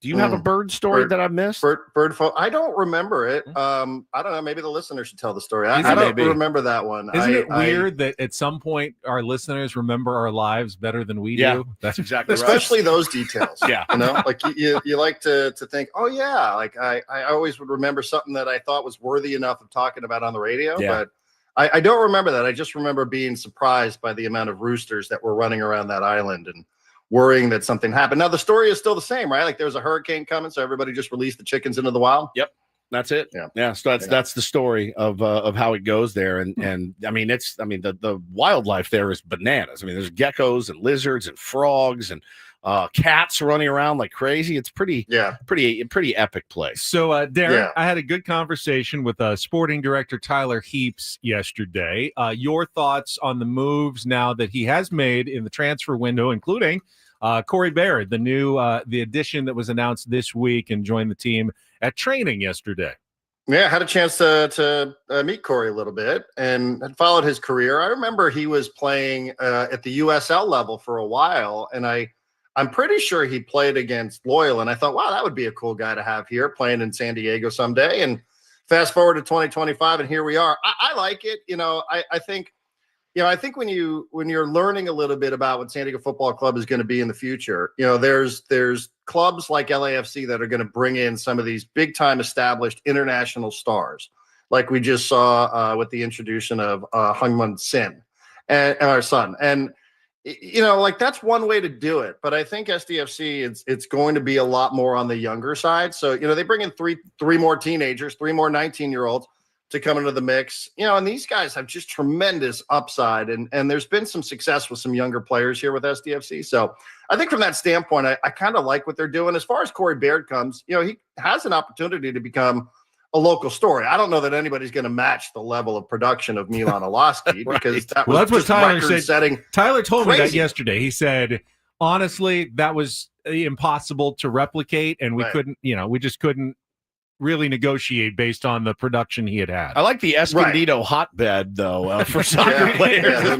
It's pretty awesome, man. Yeah, this is why you invest $500 million in a soccer club. That's right. So you can tap into that Escondido talent. 100%. So yeah, I mean, he's probably going to be a pretty productive player here. You know, I've asked around, just have some friends in the league, and you know, I think he's, even if he's in a rotation role, like he's about as good a backup as you can find in Major League Soccer. So, you know, it's a good addition to have. It's a guy that can play a bunch of different positions for you, and he'll probably fit in. He seemed like he was pretty excited about it when we talked to him yesterday. All right, so you got Kansas City this weekend on the road in Kansas City. D. Smith, I'm looking right now. Yeah, slightly favored to win this match. What are your kind of thoughts on this weekend's match against Kansas City? Can you believe there's only 9 more? That's there's crazy. Only 9 more of these regular season games. Yeah, I know. Only 3 at Snapdragon Stadium. So you're going to have to, win some of these away. And I think when you look at it, this is one that you think, all right, if we're going to plan on picking up 3 points here, this is one of those opportunities to do so. You have experience with them. They came into San Diego. They completely shut the match down. They were one of those annoying opponents that just decided, we're just not going to let anybody score. So we're going to turn this into a total snooze fest. And they did, and they were successful with that. It was a scoreless draw. So I think it'll be different. I think getting out of the gate, having some guys that rotated during that Leagues Cup event, some guys that were spared a couple of minutes on the bench. I'm looking forward to it. I think it'll be a pretty good opportunity. This is pretty much Kansas City's last opportunity to get back into the playoff conversation.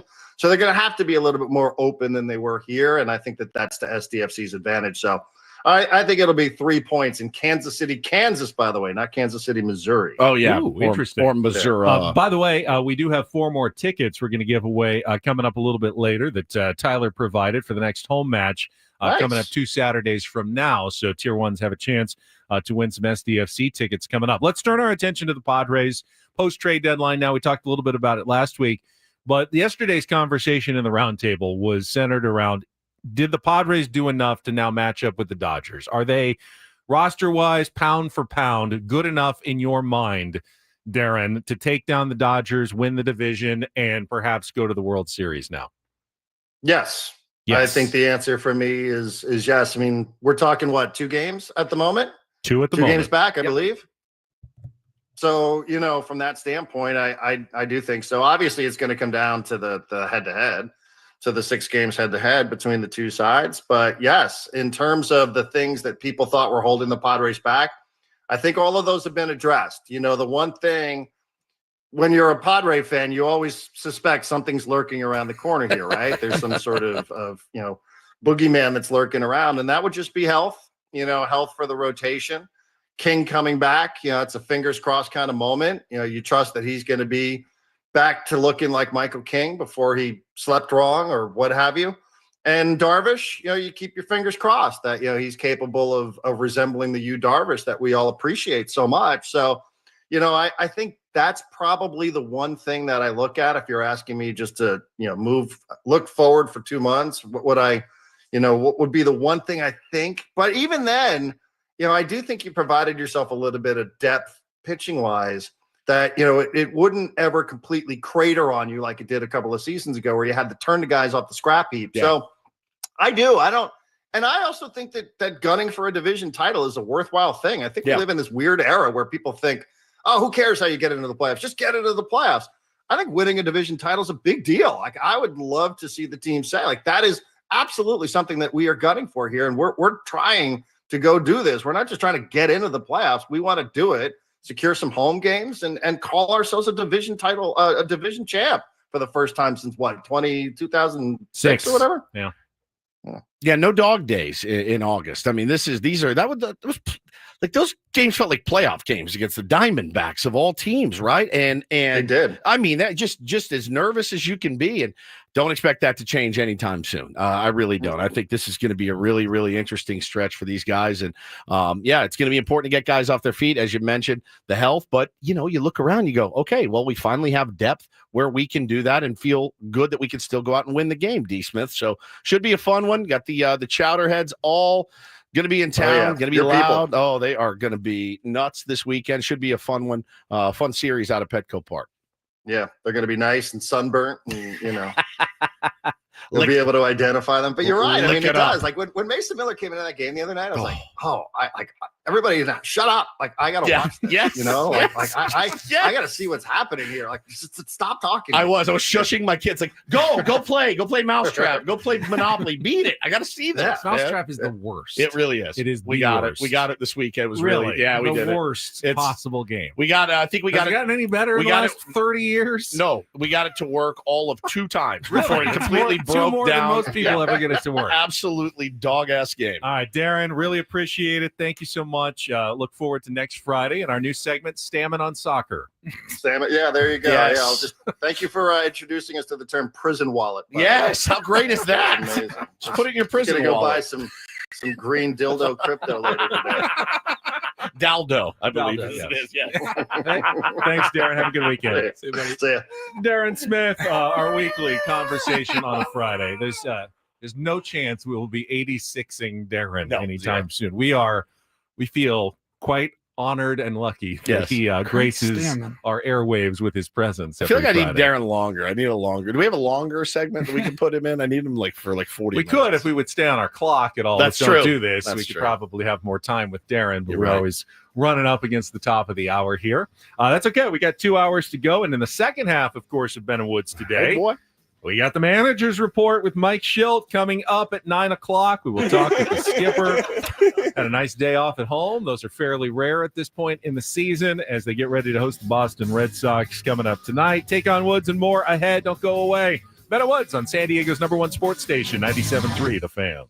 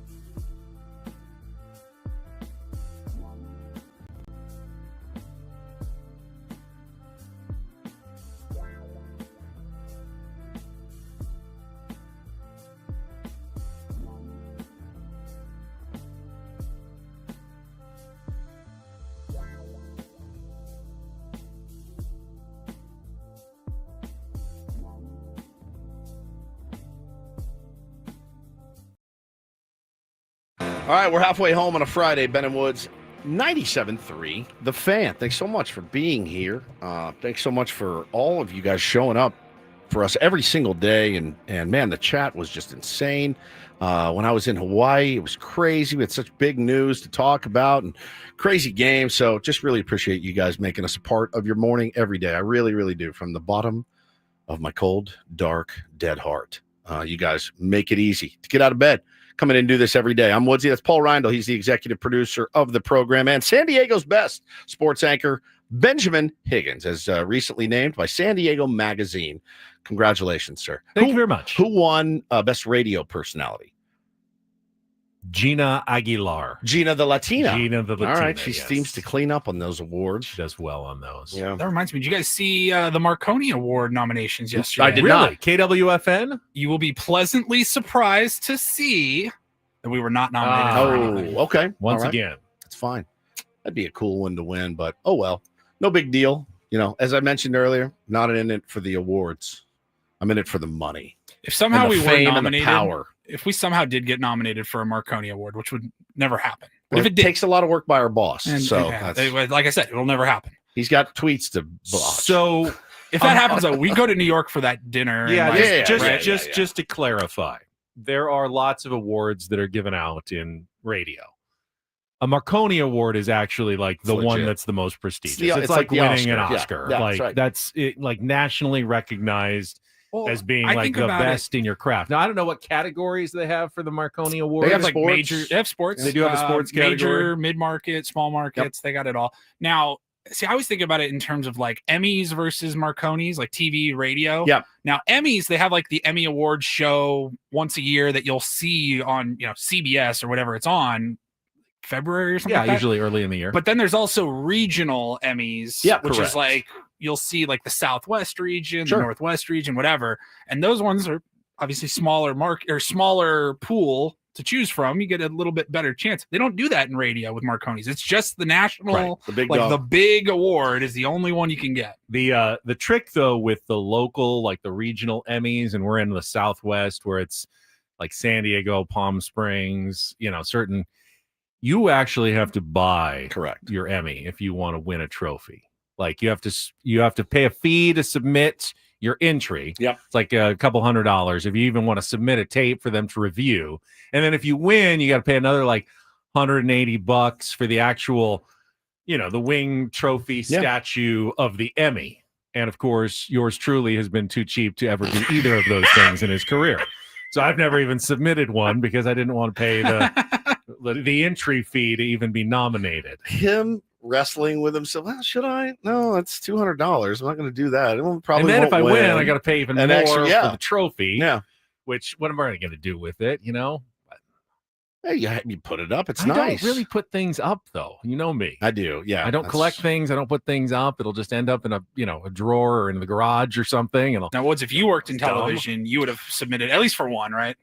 The problem for me, Paulie, is that I don't know how to submit. So that's what they would have said. Can you send in a reel? I would have said, I don't have any reels. I don't know. If I got fired today, I assumed if you worked in television, I have my own know reel. how to make a reel. Yeah. But Well, somebody could ask me if I got let go from here today, and let's say somebody in the area, maybe not in San Diego, but somebody in the general area said, Woodsy, we'd like you to come here. Can you send us an air check? I'd say no. And they'd say, well, what are you talking about? I go, I don't have any air checks. I don't have any headshots. I don't have any air checks. So I could send you like some Instagram reels that my producer put together. That's it. I'm not good at submitting stuff like that. So technically, when a news program, like best evening newscast is nominated and wins an Emmy, everyone who worked on and appears on the show is an Emmy winner. And Channel 10 does submit every year like one or two newscasts a year, and I'm usually the sports guy on them. So technically I have won probably a dozen Emmys in my life as part of the newscast, because Channel 10 often wins the Emmy for best newscast in the evenings.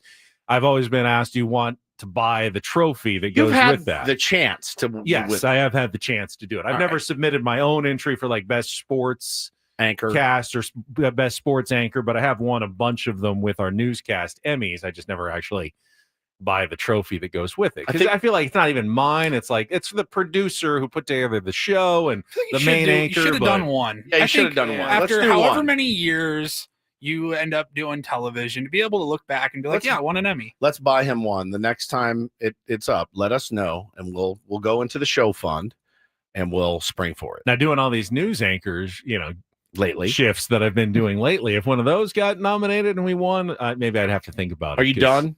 I am done. Yes, I am off today. I don't have any more news anchor shifts, at least for the next couple of weeks. I should have noticed the golf attire. I do not have long pants on. I do not have to go into television right after the show today and start working on anchor scripts. Golfing? I am golfing. Where are you playing? I am playing with two of my former Channel 10 colleagues. Haven't seen them in a while. Steve Smith and Jeff LaValle. No, I love both those guys. And we are playing. I invited you. You said you couldn't play. I can't. At Fairbanks Ranch nice. Country Club. I know. Yeah, Very got nice. got an in there. So going to go play. I haven't played there in a long time. There's nobody on the planet that loves an inn. An inn to a country club? Who doesn't love an inn to a country club? God, it's funny. We were just talking about this yesterday. Speaking of inns, I thought I was going to have such a nice inn for both of you guys moving here in about 6 weeks back into the San Diego city limits, where I will be able to get a residence card and get those cheaper green fees. Torrey Pines playing the South Course for what is it, $70 now? I don't know. I haven't looked in a while because I haven't been a resident in golf. Yeah, and Coronado. I haven't played Coronado in like 15 years. Can't wait to get back out there. And I was like, oh, this will be great. I'll book our tee times, and you guys can pay me back whenever. Like we'll get that lower rate. He said, no, everybody has to have a residence card, not just the guy that books. You can get yourself the lower rate, but you can't get anyone else a lower rate at Torrey Pines unless they also have a residence card and live in the city. You guys want to move in with me and Megan? I mean, for the cheap golf. It's so weird because I live 15 minutes from Torrey Pines. You know what I mean? Like we are close to Torrey Pines golf course. And apparently I'm not a resident of San Diego. I used to live in La Mesa. I was a block and a half away from the city limit. Like it was like the year that the Chargers the vote went to the ballots. I couldn't vote. I walk my dog past the sign. This is welcome to San Diego County or whatever. San Diego city limits. A story we were doing on Channel 10 last week. They're going to start charging for parking at Balboa Park. Like, the parking lots around the zoo and stuff. If you're a city resident, though, you're going to get a big discount. But county residents, you're out of luck. I mean, if you're just a mile outside the city limits, sorry, you're paying the same price as tourists coming from Oklahoma to come see the zoo. And it's like, no, I'm not a tourist. I live here. I've lived here my entire life. What does it matter if you're in the city limits or not in the city limits? I mean, how is that not a county limit thing? It's truly insane. There's a guy in our chat said he just got his city card. He's going to be playing Torrey this weekend. So yeah, it's kind of the dream. And listen, believe me, I've thought about trying to game the system. I don't know that you can. And they make it apparently impossible. Speaking of parking, I wondered if anyone noticed this story because I had this a couple days ago as well. Apparently, the city of San Diego has finally gotten wise to the fact that a lot of people, when they go to a Padres game, will find a metered space for, and put in, $4 or $5 in the meter that gets them to 6 o'clock, and then it's free after that. And instead of paying, the lot rates around Petco Park, because it's like a 2-hour limit, so like 30, a 640, 40, $50. 640 start with a 2-hour limit. You get there after 4:30, you're good to go. You're good to go.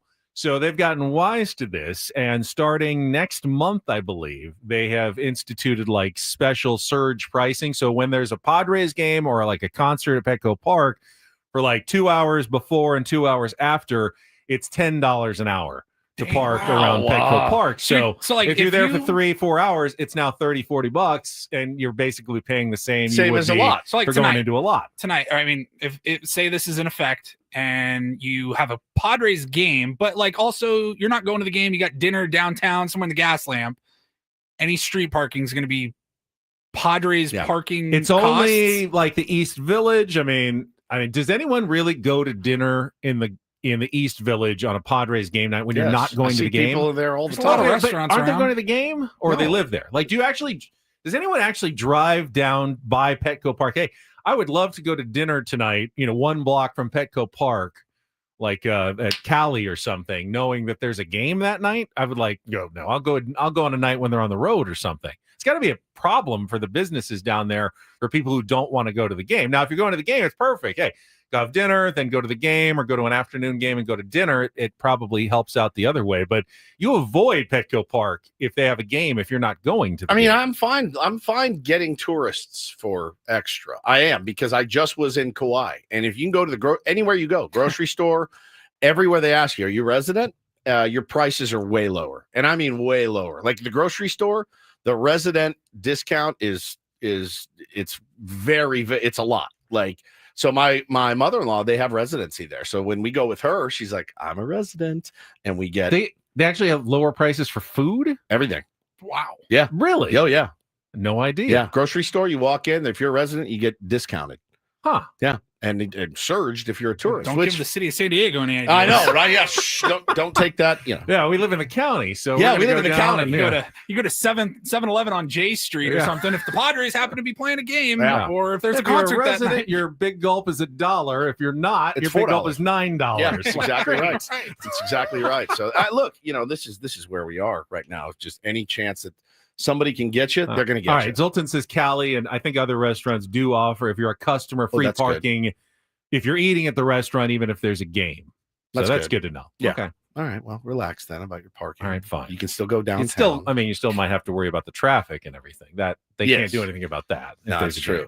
That's true. Well, have fun playing golf today. It's not, you've earned it, buddy. Thank you. And then I'm going to the game on Sunday with my son. Looking forward to it. I think we're sitting in the sun, so a lot of hats and sunscreen, but looking forward to actually going just to enjoy a baseball game this weekend. I pulled another crap dad move for sure. Was driving home yesterday from the airport, and our buddy Ben Bruff, he owns a limo company, so he picked us up, not in a limo, it was like a expedition or something, but so we're driving home, got picked up from the airport, and he's a big Red Sox fan too, and he said, yeah, I'm going out, gonna go to the games or whatever, and he said it's the one time a year I'm not a Padres fan when they play the Sox, so he's all fired up, and Bo's like, I want to go to the game, and I'm like, you just got out of an 11-day vacation to what? I need a break from going, running, and gunning.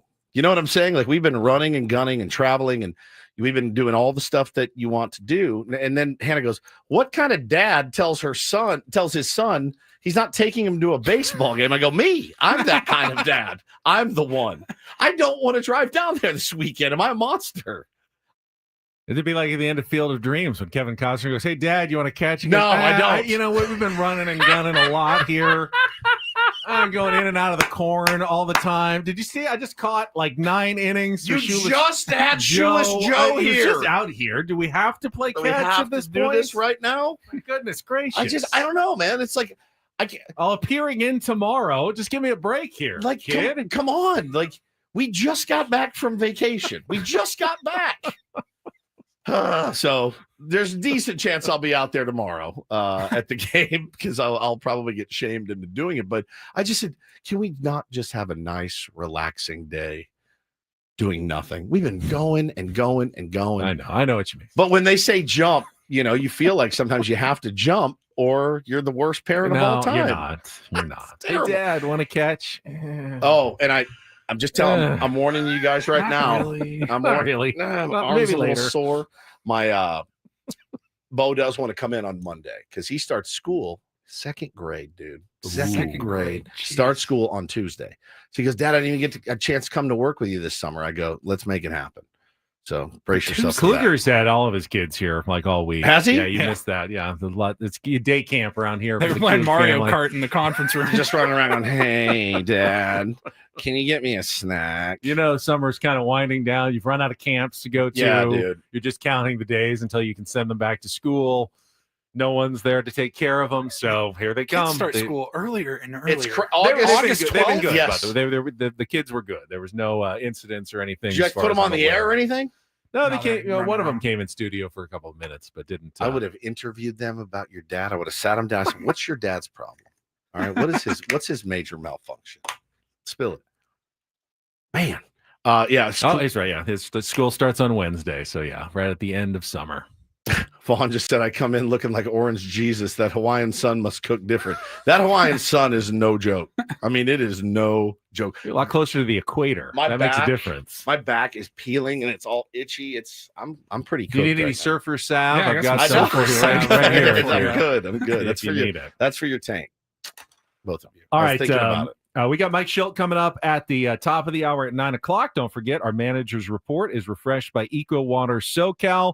Try alkaline water for just $9.95 a month. Eco Water SoCal, keeping it soft since 1925. Before that, though, we got a game of Take on Woods coming up. Your chance to qualify for our grand prize, trip to Las Vegas, the front of the line passes for the Day Club, and $175 food and beverage credit. It's our 5-question musical trivia challenge. Tier 1 v Woods. It's coming up next. If you want to be our contestant, call in now, 833-288-0973, 833-288-0973. Paulie will get us a contestant on the line, and we will play some Take on Woods coming up next year on San Diego's #1 sports station, 97.3 The Fan. Gambling problem? Call 1-800-GAMBLER. GEGE 000-466. For a full list of games and rules, play at 7 Mile Casino. Visit 7milecasino.com. As you know, Woods, while you were gone, I made a trip down to 7 Mile Casino for the Messy Sunday contest. Didn't win, but still enjoyed myself at San Diego's best, most upscale card room and Sammy's restaurant you're going to find anywhere.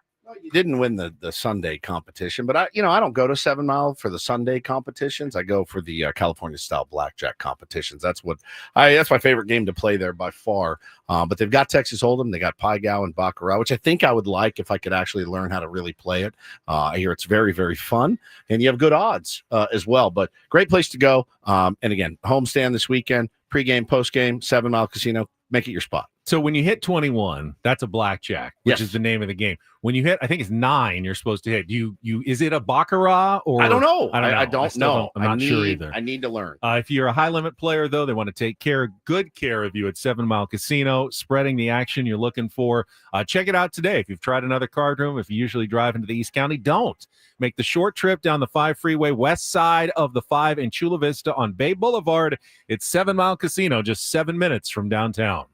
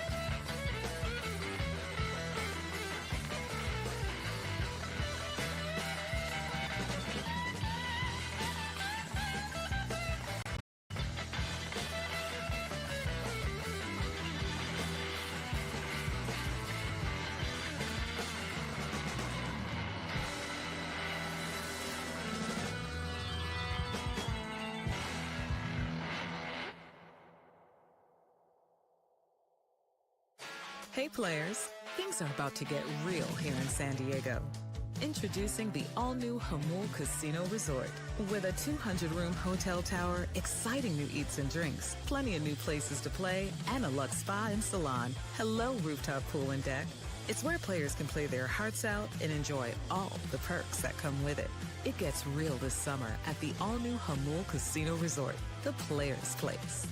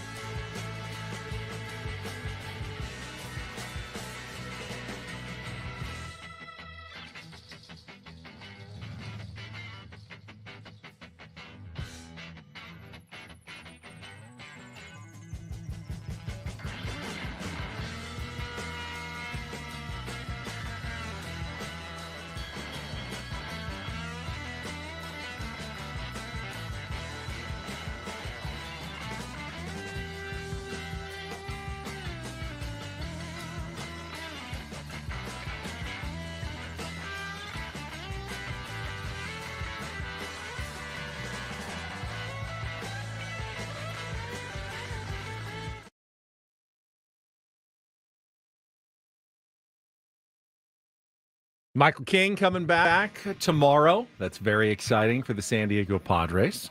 We'll talk about that with Mike Schilt coming up at the top of the hour at 9 o'clock in our manager's report. Right now, though, I see a contestant or two on the line. What? Oh, there he is, the bobblehead. Yeah. Oh, yeah. Let's remind everybody about Michael King bobblehead night. Do you have all the information? I do. It's August 20th against the Giants at 6:40. A crown fit for a king of the hill. The Michael King bobblehead presented by Cox features this Padres ace taking the throne on the mound, donning a gold cape and crown on Wednesday. Hold it up a little higher. Wednesday, August 20th. First 40,000 fans in attendance. First pitch set for 6:40. And more information, go to padres.com/giveaways. Who now can I have this one? Because my kids want it. No? They're actually giving that one away, I think. Oh. We have to put it back in the box. Do we? And then Adam is we're going to give it away. Are we giving it away today? I thought that's what he said. All right. We've got a bunch of giveaways coming up. That's right. So we're going to give it away. So this is the only one we have. Let's do that with Mike Schilt's appearance. So when Mike Schilt's on, another reason to listen, we will give away the bobblehead. And we're still going to have some San Diego FC tickets to give away. But right now, we can't do either because it is time to play Take on Woods.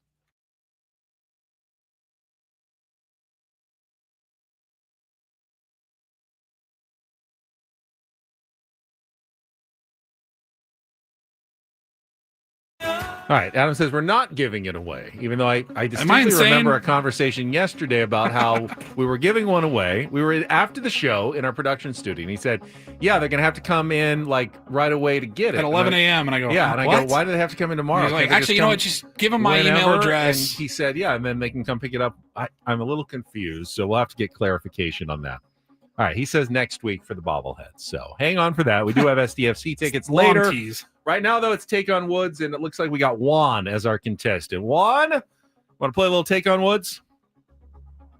Yeah, ready. No, he's ready. All right, take on Woods. Brought to you by Bay Alarm, security and fire alarms for every business. We got you, and we've got you a pretty great grand prize this month. If you can beat or tie Woods, you will be in the drawing for the 2-night stay at Resorts World Las Vegas, 2 VIP expedited admission passes to the AU Day Club, and a $175 food and beverage credit. Check out all the special summer rates, the no resort fees, the complimentary parking right now at rwlasvegas.com. All right, let's see. Here are your category choices today. Let me call it up.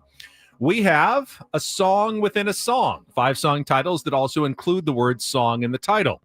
We have Talk Dirty to Me, 5 song titles that begin with the word dirty. And we have another wish list. We had this category earlier in the week, song titles that begin with I want. So a song within a song, Talk Dirty to Me, or another wish list. Juan, what would you like to play? Let's do song within a song. A song within a song. Okay, today's category, 5 song titles that include the word song in the title. You have 60 seconds to answer as many as you can. If you don't know one, say pass. We'll come back to it if there's time left on the clock. First question is our 2-second song. Paulie is queuing it up now. You need to give me the song title and the artist to score that point. Juan, you ready to go? Yep. All right, let's do this. 60 seconds on the clock. Paulie, the category, a song within a song. Juan, your time begins when Paul plays the music. Good luck. Let's take on Woods. I was riding shotgun with my hair undone in the front seat of his car. Pass. Which empowering 2015 single turned out to be a breakthrough hit for Rachel Platten? Oh my God. Pass. In 1983, John Mellencamp released 3 hits from his album, Crumbling Down, Pink Houses, and which track about taking on the powers that be? Oh my God. Pass. Also called You Fill Up My Senses, which 1974 #1 hit by John Denver was written for his wife.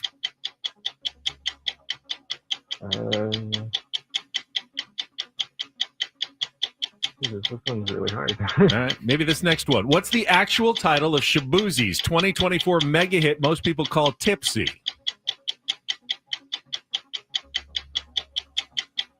I'm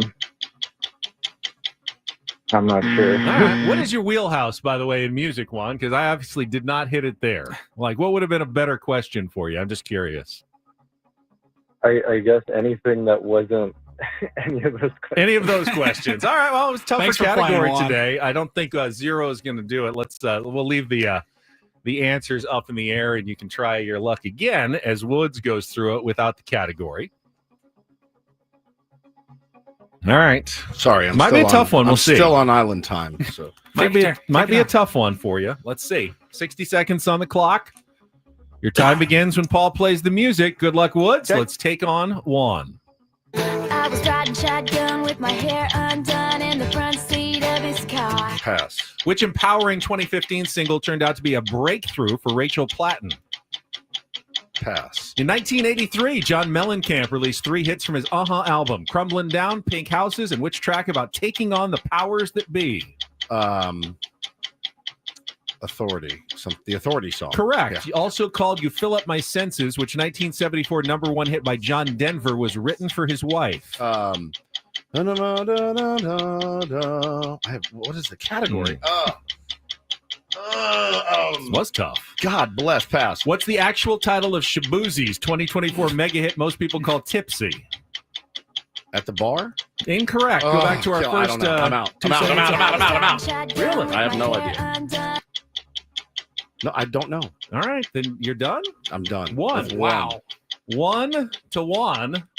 And it's 1-0 because Juan didn't get any. You're joking. I won. That was tough. You did win 1-0. I didn't realize that category. That category was called a song within a song. That was Our Song by Taylor Swift, Fight Song by Rachel Platten, Authority Song by John Mellencamp, Annie's Song by John Denver, and A Bar Song. You were close. What did by I say? Shabuzi. At the bar. Yeah, a bar song. Might be the worst category of all time. Song within a song. Great. I believe you know all One those out of songs. 10. You know all those songs. I've never heard of Rachel Platten in my life. You have absolutely 100% heard that song at least 50 times. Oh, yeah, I like that song. I like that song. You just didn't know the title. No, I've never heard of her. I think those titles are weird because they all have song in the title, which is unusual. Man, it's really hard. You won, though. 1-0. That's not a fail. You know what? Sometimes it's 5-5. Sometimes it's 1-0. I like the randomness sometimes of Take on Woods. You never know. It's true. What kind of category you're going to get on a day-to-day basis. I assume Juan feels a little bit better. L category.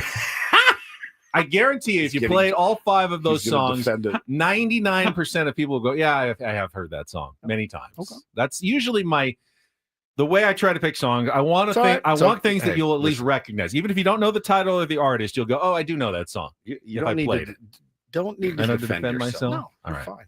Let's take a time out. It's a hard job. When we come back, let's start to look around at the weekend. Not only the Padres, Red Sox, but who are some of the other playoff contenders facing in the National League coming up this weekend. We'll do that next on San Diego's #1 sports station, 97.3 The Fan. But first, if you're maxed out on credit cards, struggling with high interest debt, you can pay it all off in days with Loan Pronto's Rapid Equity Loan. It's Woodsy here to tell you that, could be a good option for you. If you do own a home right now, you can get cash out now without touching your low-rate first mortgage. No appraisals, no waiting, no BS. The Rapid Equity Loan Program at Loan Pronto is pretty incredible. That one client got $300,000 approved in under 24 hours, paid off debt, renovated their kitchen, cut their monthly expenses by $1,800. That's a pretty big turnaround. Instant approvals at Loan Pronto, low rates, no hard credit pull up front. That equity in your home is yours. Use it. Get cash out to consolidate your debt down to one easy, low monthly payment. Call Loan Pronto today for a free instant appraisal for your home. See how much cash you could get out. Call now. Get the conversation started at 619-207-4336. A+ rated by the Better Business Bureau. LoanPronto.com, 619-207-4336. Get debt relief now at LoanPronto.com. Equal housing lender, NMLS 1661781. On approved credit, NMLSconsumeraccess.org.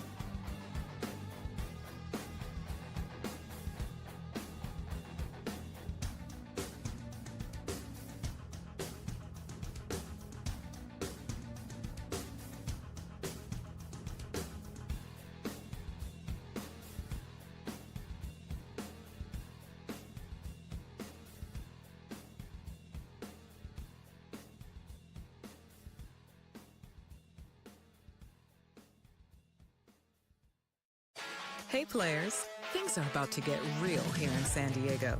Introducing the all-new Jamul Casino Resort.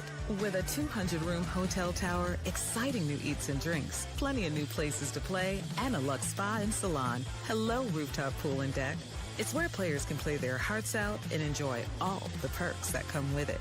It gets real this summer at the all-new Jamul Casino Resort, the players' place.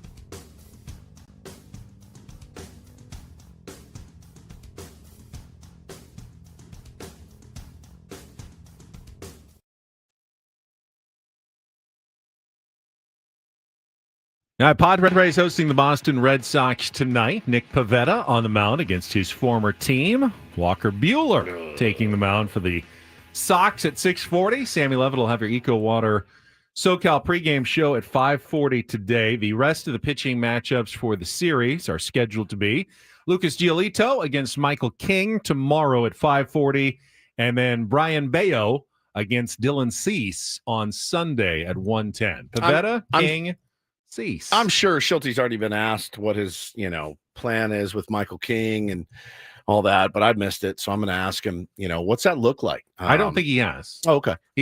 Other than saying that, he's written in dark pencil that he was coming back, I haven't heard a lot of comments on the expectations for Michael King. Well, listen, man, it's interesting because in at least two. Now, again, when I was out on vacation, I would do the show, and then I would have to go. I would get to go do incredible things with my family all day. So I wasn't monitoring, Twitter and AC and AJ and everything like I usually do when I'm home. So I missed, I feel, quite a lot. I do. And so, but I have happened to notice in at least two interviews in the last maybe 10 days, he has reiterated the point, him being Mike Schilt. Hey, this is not something that can continue. The bullpen for 4 to 5 innings every night. We need depth out of our starters. We need length. And then I look at the starters that we have and I go, okay, I mean, you have a good shot at getting it tonight. You have a decent shot at getting it from Dylan Cease, but you, Darvish, Nestor Cortez, who am I missing here? Who am I missing? Dylan Cease, Michael King, Nick Pivetta. Yeah, Michael King. Like, there's no Nestor Cortez. There's no guarantee. Yeah, there's no guarantee those other three are going to be able to give you 6 or 7. I thought I had a great analogy during the roundtable yesterday. I said Mike Schilt is the guy who's always saying, "I need to start my diet, and I'm going to start it tomorrow." But today, I'm also that guy. Today, that slice of chocolate cake just looks so good, and the chocolate cake is his bullpen. And, he's got a 1 or 2 run lead, or it's a tie game, and it's the 5th inning. Even down a run.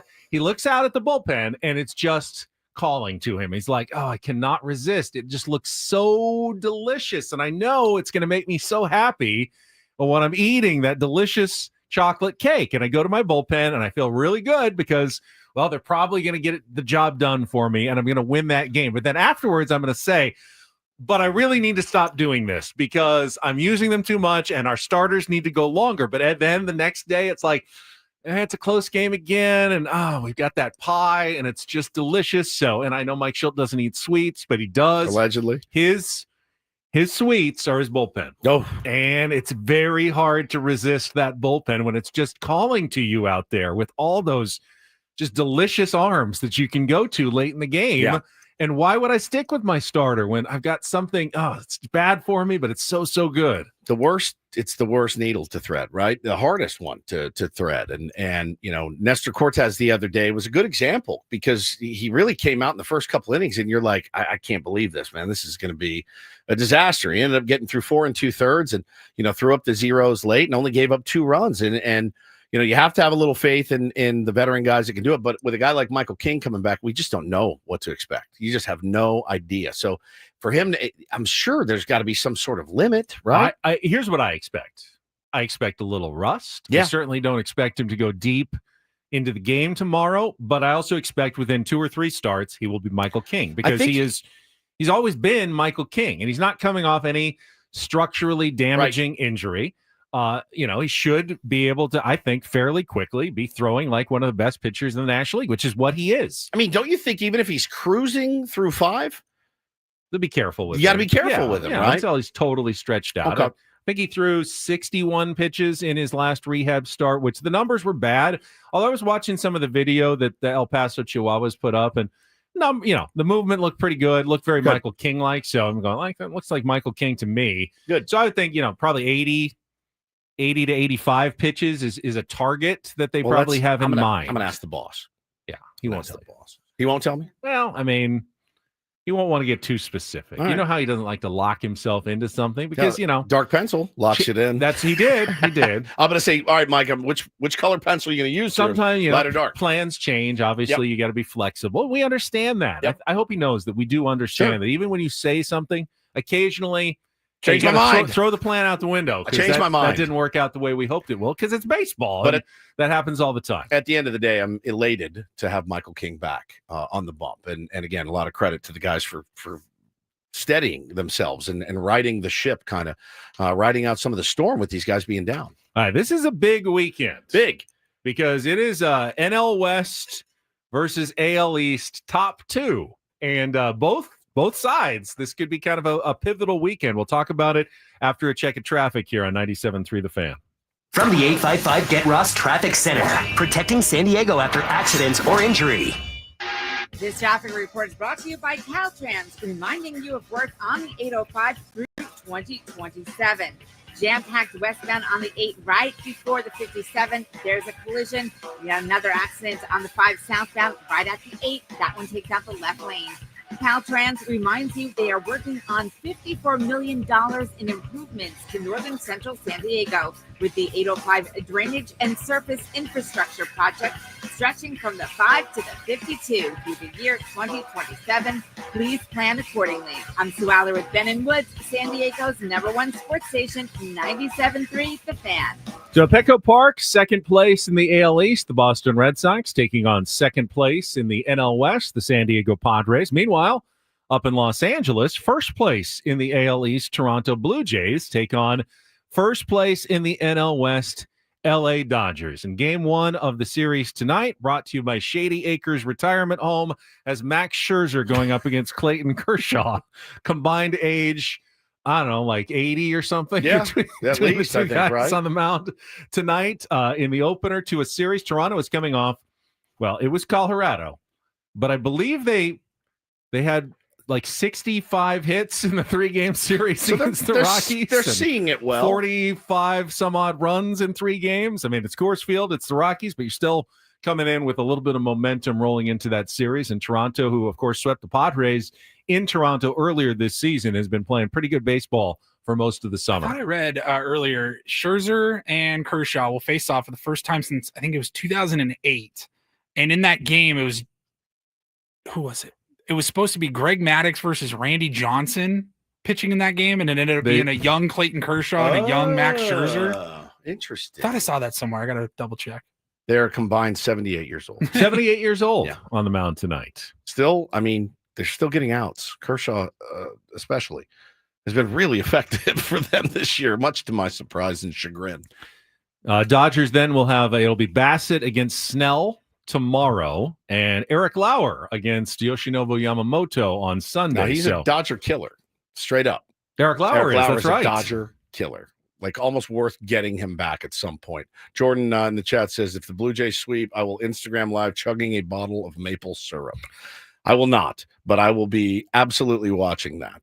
That would be awesome. That would be very, very helpful. And I'll be pulling for our Canadian friends to do some damage. Yeah, it's, I mean, one way or another, if, Padres have a good series and, the Blue Jays have a good series, Padres can catch the Dodgers. The Blue Jays can also extend their lead in the AL East against the Red Sox, and then vice versa could go the other way. The Boston Red Sox could close the gap on the Blue Jays if they have a good weekend in San Diego and the Blue Jays falter in LA, and the Dodgers could extend the spread between them and the San Diego Padres. So pretty important and critical weekend in the National League West. Fun weekend. The rest of the playoff contenders this weekend, already mentioned, Cincinnati Reds continue a 4-game series in Pittsburgh. They've already had their designated L against Paul Skenes. I'd imagine that the rest of the series gets a little bit easier, although Mitch Keller pitching tonight has been pretty good for Pittsburgh, and that series is in Pittsburgh. The reeling New York Mets, who are currently in the final wild card spot in the National League, they take on the Milwaukee Brewers. So they're going on the road against one of the hottest teams in baseball. Watch them go sweep them now. I know, you know they're what one I mean? of the coldest Like teams in the National League right now, but you can see a scenario where if the Mets don't turn it around quickly, the Padres could then put some distance between even them and the last wild card team, and the Reds are thinking maybe this is our chance to make up some ground on the Mets this week in the wild card race. And then elsewhere, you've got the Chicago Cubs, who are right now the first wild card team. They're going into St. Louis. Cardinals are not great, but they just took 2 or 3 from the Dodgers, and that remains a rivalry type game. So I imagine the Cardinals will take it fairly seriously. Do you see what they're doing this weekend? They're bringing Yachty back as a guest coach. He's going to have him in there in uniform in the dugout, hanging out with the Cardinals.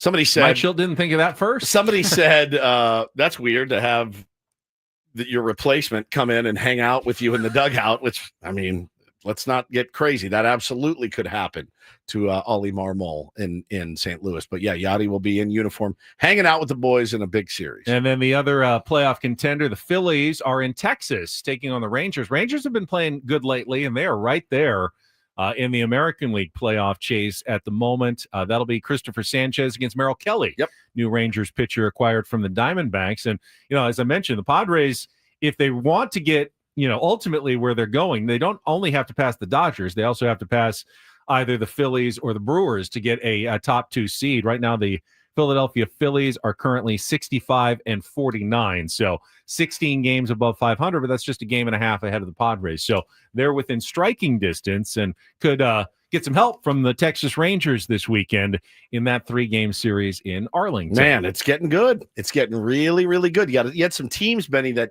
a lot of people thought were going to run away with it, right? Like the Mets. The way that they played kind of earlier in the season, they got really, really hot. The Dodgers, everyone thought they were going to run away with it. I mean, this is really what it's made of. The Cubs, and now you got other teams that people thought were dead and buried. They are coming back, man. This is what it's all about. This is where it gets really fun. Pretty exciting, for sure. And I think there's been more parity than we expected this year. Much more than I expected. Although in the National League, depending on what the Mets do, we may get down to the last couple of weeks of the season without a lot of drama in terms of which the 6 playoff teams are. Potentially. The Reds are hoping to stick around. If they don't, you get to a scenario whereby, halfway through September, you got 6 teams that are all 99% or higher to make the playoffs. So it may not be a great necessarily postseason chase, but you'll also have 6 teams that all probably feel like they have a pretty good chance once they get to the playoffs of potentially going deep and making it to the World Series. Fired up for it all. One of the other topics we had just a couple minutes here before the top of the hour at the end of the roundtable yesterday. Obviously, we know the trades improved the Padres' standing as of now.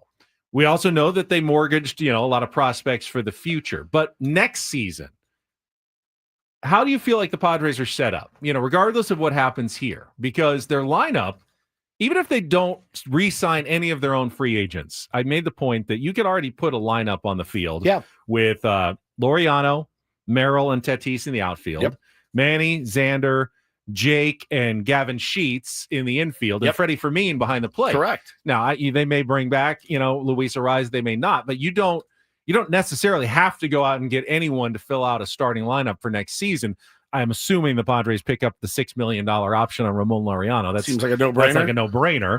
Rotation-wise, you'll have Joe Musgrove coming back. Yu Darvish obviously still there. Nick Pivetta is under contract for next season. Dylan Cease and Michael King are both free agent, but you did pick up JP Sears as part of your rotation as well. That's an area where you probably do need to look around and make some additions. And then the bullpen, even if Robert Suarez opts out, you got Mason Miller, Jason Adam is coming back. You've got Adrian Morejon coming back under control. Jeremiah Estrada is coming back. David Morgan is coming back. You've got other arms in the minor leagues. Sean Reynolds, Yuki's still under contract. Wandy is still under contract, although you might be able to trade Wandy in the offseason. He's pitched pretty well this year.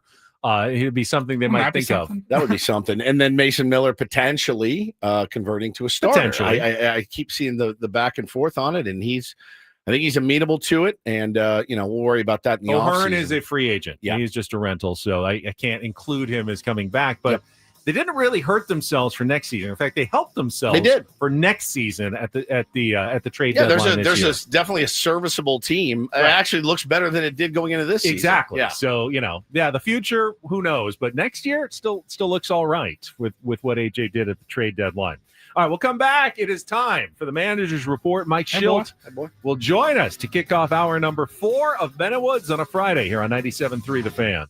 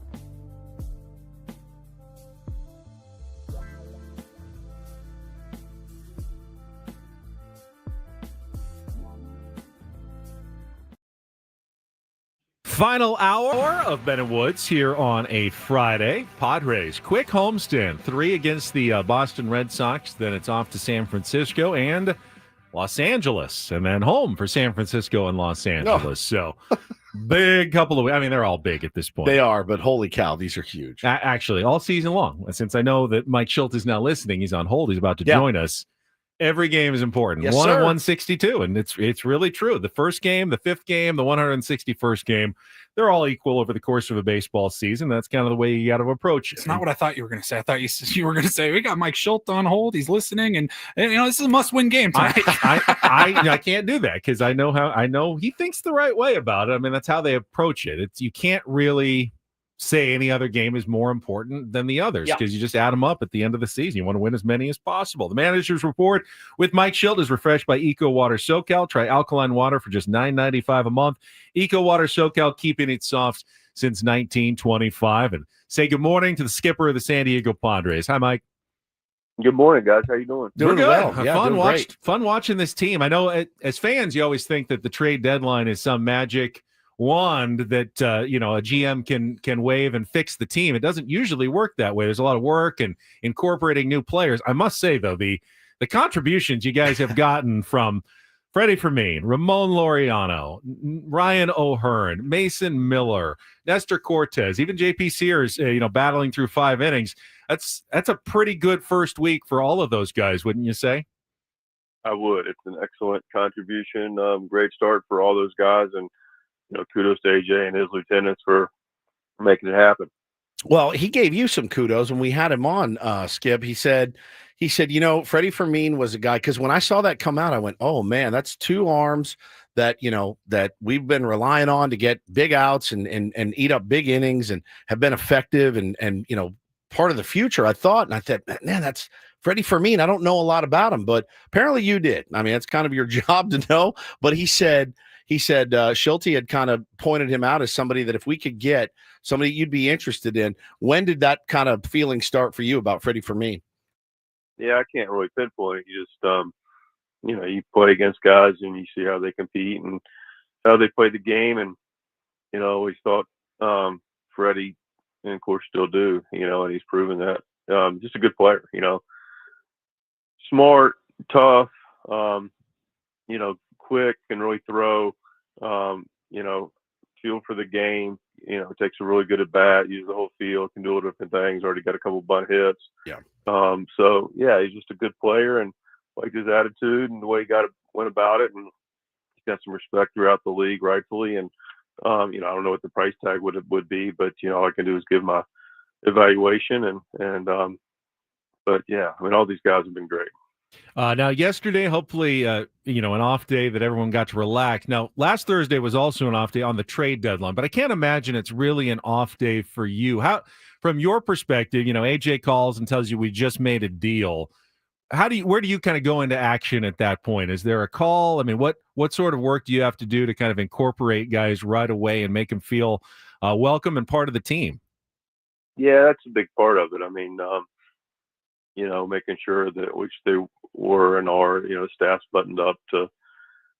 There's a lot of different tentacles to the staff and to the organization, and a lot of those, they touch the players and they touch the players' families, and we really do have a great staff and a well-run organization, and people are on point and just helping make sure that the transition is as easy for the players and again their wives and families as possible, and they feel welcome. And the baseball is the baseball. Yeah, the part of that transition is the conversations of the signs and how we think and operate and just our daily processes and which you think are, and they're almost all of them are pretty close to what the league would be, but everybody's got their nuances of it, and having players get acclimated to that as soon as possible.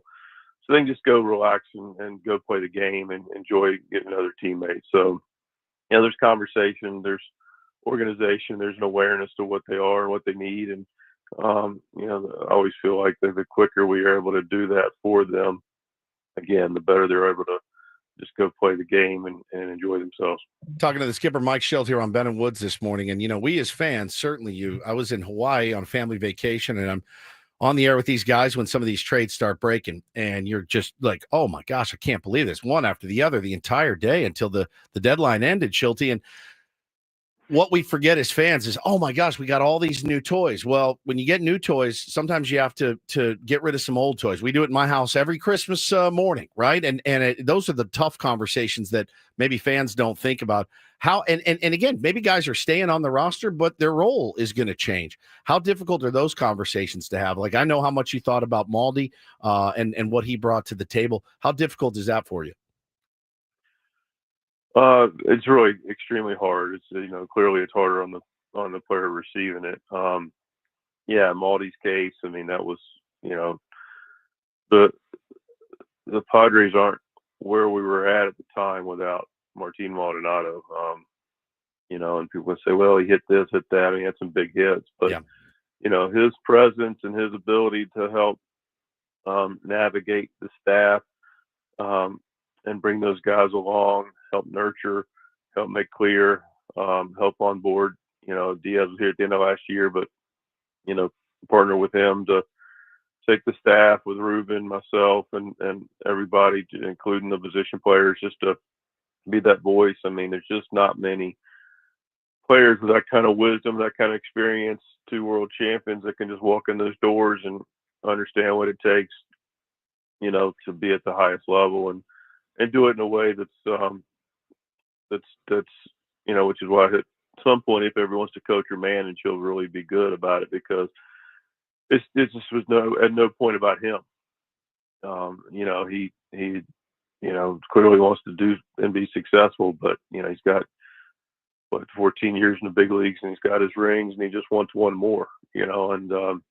Anyway, he was fantastic to work with, and still communicate with him, and just have a lot of respect for him. Of course, there's other guys that are on the club, Tyler Wade's another guy, he's back in the organization, thankfully, but clearly has helped us a ton, and over the last year plus, and not an easy conversation for him, and complete pro, and grateful for him. And then the guys that are on the club, including rearranging some of the bullpen, and guys willing to post in different places, and Sheetsy being able to accept a little more diminished role with the for now, and do it with just complete grace and selflessness, says a lot. We've asked some of the new guys to come in and think about some different roles, be used differently, and they've all been in agreement. But they don't have players that are currently doing it that have been here. Then it's not going to, that modeling won't create a good atmosphere. But everyone's on the same page. Everybody just wants to win, and it's really a special group. We're speaking with Padres manager Mike Shildt. It's the manager's report, refreshed by Eco Water SoCal. And, some teams go big at the trade deadline. Others say, hey, we're getting injured players coming back. That's even better than a trade. You kind of have both, because Michael King is returning to the starting rotation tomorrow, and that obviously is huge for your team. What are you kind of expecting here after, he's been out for 2.5 months, obviously, but I've got to see him a little bit in the rehab start at El Paso. What's kind of the plan here for Michael King? Well, we're all excited to have Michael back. Clearly a big part of our club, an anchor to that starting pitching, which is one of the big anchors to the team. What we expect out of Michael, I saw him in a simulated game. Ball was coming out, ball was moving like we know Michael's ball does. The pitches were working, still in the process, as you would expect after that kind of layoff, to fine tune those pitches, but the shapes were good, ball was coming out, recovering well. Michael's super excited. We're thrilled to have him back, and as far as the expectations go, we're going to run him out tomorrow, see what it looks like. But, we do have expectations for Michael that, he's going to go out and perform. He'll be on, a little bit of limitation just relative to the amount of downtime. And, we have built him up to a point, but, he didn't go through extensively long rehab, so he'll do a little bit of that build up with us. But we're excited to have Michael back. Well, my skipper over here, Ben Higgins, said 80 pitches is what he said, and I said I'll ask Schulte what. Yeah, I mean, if you needed any input, Ben said 80 pitches. Not dark pencil, maybe light pencil, but just let Ruben know. Let Ruben know that Ben thinks 80 is in the let cards. Michael know too. His agent. Well, I know Michael. He'll go 115 if you let him. So, yeah. Well, and that brings up another question because we were talking about it earlier this morning and yesterday on our roundtable, because you've said a number of times in just the last week that you need to get a little bit more out of your starting pitchers in terms of getting deeper into the games. But I also made the comparison, and I know you're not really a big sweets guy because you told us that you're not a huge dessert guy, but your bullpen's almost like that dessert. It's almost irresistible when it's a close game and you see them out there and you know the kind of arms that you got. It's like, okay, I know I need more out of my starter. Tomorrow we'll start that because I got my bullpen today. Is that something you kind of wrestle with? Like, yeah, I would like another inning or two out of these guys, but these bullpen arms are so good. I kind of want to go to them when I got the opportunity in a big situation, even if it is only the fifth inning. Yeah, I mean, listen, you always want to have your best arms out there, and I think it'd be wonderful if those guys could pitch every day. But they can't, or nor should they. It's just, it's a long season, and so that's the one thing that I think we'll probably have this conversation, hopefully be together for years, and but hopefully not continue to have the conversation about how really bullpens work. They just can't pitch every day, and I know people want to win. I don't think there's anybody who wants to win any more than or equally amount as I do. I mean, AJ wants to win. Our whole team's very much so wants to win. And yeah, when the day presents itself and those guys are available and fresh, we will absolutely run them out there. But there is a game the next day and a game the next day and a game the next day. And so you just have to be, judicious about doing it, because the other side of that coin that I also can possibly get, maybe even next week, is, are you pitching them too much? Are they going to be fresh? Yeah. Are they going to be there? And sometimes you can have two desserts, but not always. And so you just have to be judicious about what that looks like. And, you clearly want to win that game, and that game is the most important game of the season, and there's no question about that. However, it is a game of a bigger picture, and you're also balancing both.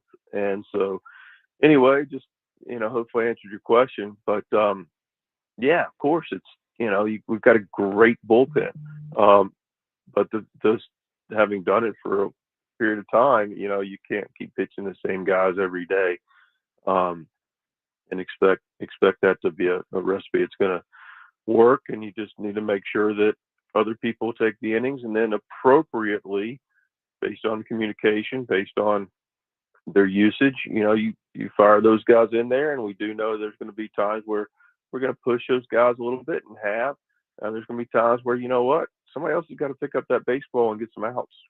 Schulte, I often have two desserts, so don't feel bad if you feel the need to go to that. Maybe a little too often. Too we often. Both have two desserts. That's too true. Often. Yeah, that's true. I did get shamed in Hawaii for my wife and I each ordering a dessert. They were huge, and she actually laughed at us when she put them down. So it happens to me all the time, Schulte. Earlier in the program today, we talked to a guy by the name of Rob Bradford, and he does a podcast, Boston Red Sox fan, and talks to a lot of the Red Sox players. And he sat down with Alex Cora before the season started. He said, "Hey, Alex, if the Red Sox win the World Series, will you get a baseball isn't boring tattoo?" And Alex Cora said, "Sure, no problem." And so he said, "You got to ask Schilt, if the Padres win the World Series, will he get a Ben and Woods tattoo?" I said, "I know the answer, but I will ask the question." I don't know if you're a big tattoo guy, Schulte. I'm not, but Ben and Woods logo, Padres win the World Series? I think I lost you. Oh, did he? Oh, They must have cut out. That's a great answer. Yeah, Well, just ask it again. Yeah. Listen, if I've gone 56 years without getting a tattoo, you're not getting one for we us. won the World Series. I'd consider doing something internally with the clubhouse that would memorialize it. Yeah. And I do enjoy you guys quite a bit, Thank but I you. didn't get this far in life to go, yep, I'm getting the Ben and Woods tattoo. You know what? I'm not surprised at all. I'm surprised that Alex Cora said yes. Me too. To me, that's a crazy answer. It's that a Alex crazy Cora gave to Rob. Will you? All right. How do we get like a? We'll get him a T-shirt. We'll just have him wear a Ben and Woods T-shirt. We need like the cardboard I cutout have of Mike Ben and Schilt. We do have a You Ben have and Woods one. T-shirt. That's right. That's right. Got to do like I wear Major League. Just peel off a piece and it's Mike Schilt tattoos everywhere. Tattoos everywhere. That'll motivate Jelly the guys. roll. You get your jelly roll. I love it. I love it, Schulte. Well, thank you for your time. Obviously, a big series. They're all big series from here on out. Obviously, we'll be pulling for you guys and watching how you navigate it, because it is fun, man. When you do get, when you do get new toys, and I know they're not toys, they're players, and they want to win. It is it's a different level of having to make sure everybody is staying active. Like, I loved watching Iglesias get some starts, and he's been so good. You don't miss a beat with that guy out there. And now you got to every day probably wrestle over, well, I got to get O'Hearn in and Sheetsy. And it's Cadillac problems, as we call them. But yeah, I'm going to have fun watching you do it. Yeah, it's a great opportunity that, it's a fun roster and it's a good group. And, we're just constantly doing everything we can, almost literally all day long, to find a way to at least score one more than the other team. And, that's all I can provide for you. All right, take care, man. Always appreciate it. Thanks, Schulte. All right, appreciate it. There he is, the manager, Mike Schilt. Our manager's report, refreshed by Eco Water SoCal. Try alkaline water for just $9.95 a month. Eco Water SoCal, keeping it soft since 1925. Yeah, the part of that equation is that it's not Mike Schilt not getting a tattoo. It's Alex Cora. Why? What was he thinking when he would say yes? I mean, you don't want to commit yourself to something like that. I don't know. I will if we win the World Series in a heartbeat. So will you. I'll make you. What kind of tattoo? Ben and Woods. A Ben and Woods tattoo if the Padres win the World Series. Yeah. That doesn't even make sense. Sure, Wouldn't we get a Padres tattoo? Get a Ben and Woods tattoo. Keep it with you forever. Shouldn't we get a Ben and Woods tattoo if, like, we win, UT Best of Award, like, or something like that? Well, we need to win something for a Ben and Woods tattoo. We can't afford to win that award. We don't have that. We have won it. We didn't get tattoos. Oh yeah, we did win it. Won it a few times. Matching show tattoos, like the three of us. Deal. My wife did that with her friends once. Let's they all do got it. the same matching tattoo. Yeah. My brother and I got the same one. It's embarrassing. My wife was trying to sneak a picture when That's we were the with our problem. shirts off. Oh, both of you guys. Both of us have the same one. It seems like a good idea at the time, but what does it look like in 15 years? Is Saggy, that still a wrinkled? It's not a good okay. idea. Yeah, but you'll never forget it. Why? But you might want to forget it. You don't want to forget a World Series championship. Well, yeah, but it's not our World Series championship. Where would you get it? On your ankle? No. That feels like painful. Yeah, I know. Like Right bony here? and painful. Nobody would see it on the news. I'm not going to make you get on your neck. I'm not going to make you do down your Right. face, like jelly roll. Just right there. Or in your calves. That'd look good. Ooh, that would look really That good. would look good. It'd be A a lot of real lot. estate Now I wear down there. shorts a Lots. lot, so you'd see it, See it a more lot. often. But that you'd be proud of Big it. logo. Means you won the World Series. Lower back tramp stamp. Ben and Woods across. See, then I wouldn't get to enjoy it You because can you get can't see Higgins your tattooed own. across your shoulder. Oh, one of blades. those like arcing like Yeah. rainbow Nameplate. letter nameplate. Is that what they call? He them? would just put Ben on his. Just Ben on the back.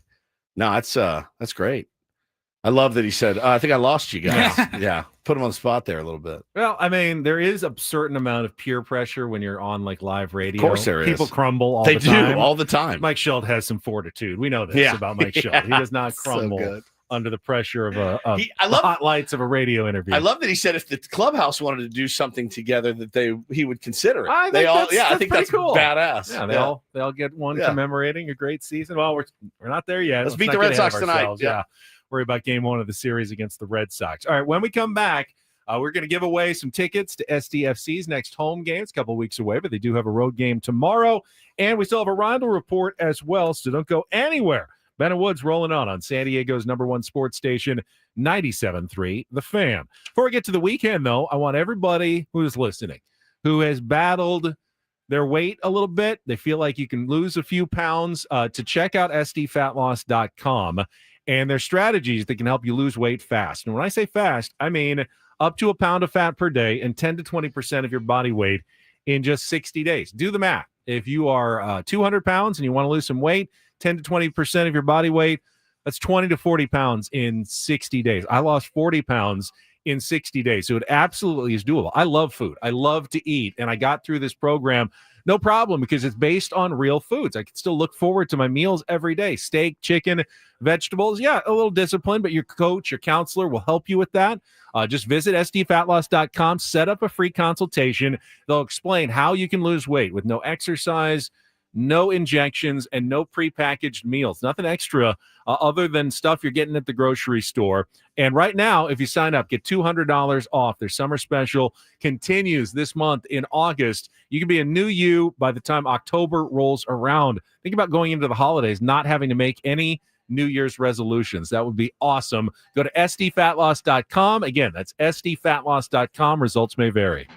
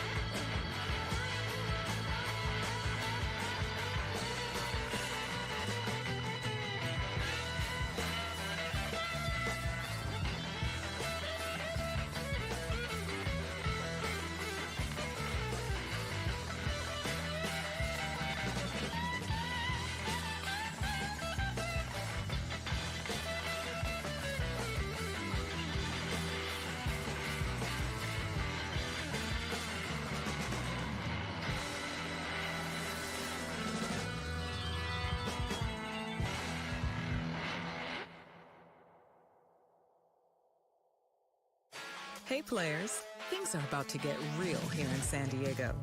Introducing the all-new Jamul Casino Resort. With a 200-room hotel tower, exciting new eats and drinks, plenty of new places to play, and a luxe spa and salon. Hello, rooftop pool and deck. It's where players can play their hearts out and enjoy all the perks that come with it. It gets real this summer at the all-new Jamul Casino Resort, the players' place.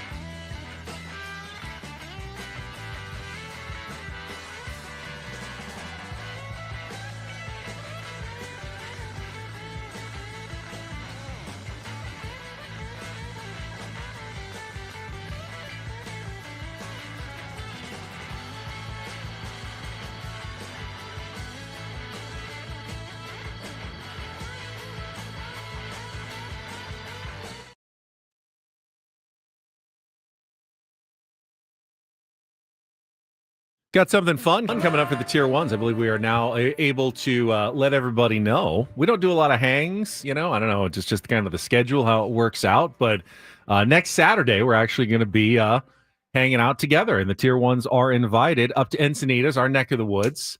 We don't have to travel very far for nice it. And convenient. There's a new sports bar in Encinitas, which badly needed one, by the way. It's called Moneyline, right on the Coast Highway 101 there. Looked at pictures yesterday. It looks incredible. It is new. I actually poked my head in. I was there a couple of weeks ago looking, and the place looks, they got arcade games and stuff. I haven't actually eaten there yet, but the food looks really good. And we're going to be hanging out next Saturday. I believe there will be a Padres game on at the time as well, if you want to join us and hang out and watch the game next Saturday night. Yeah, I'm down. I can't wait, man.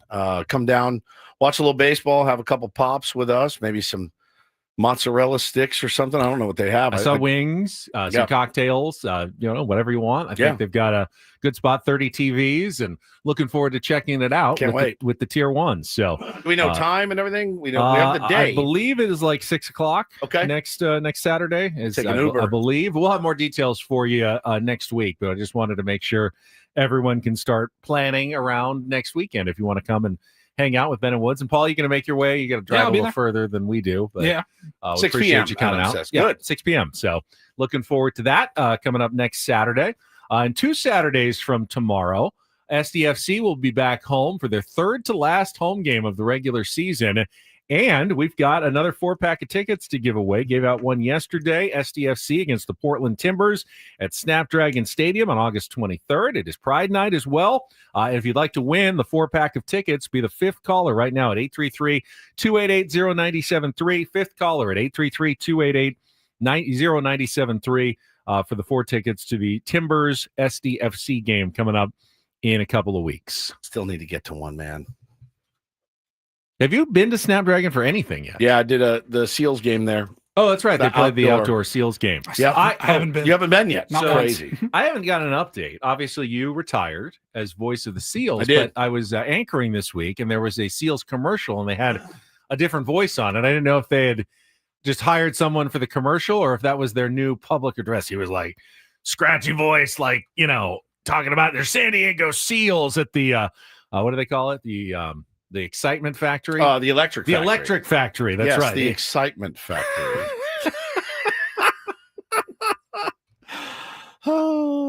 Sure. They have not hired anyone yet.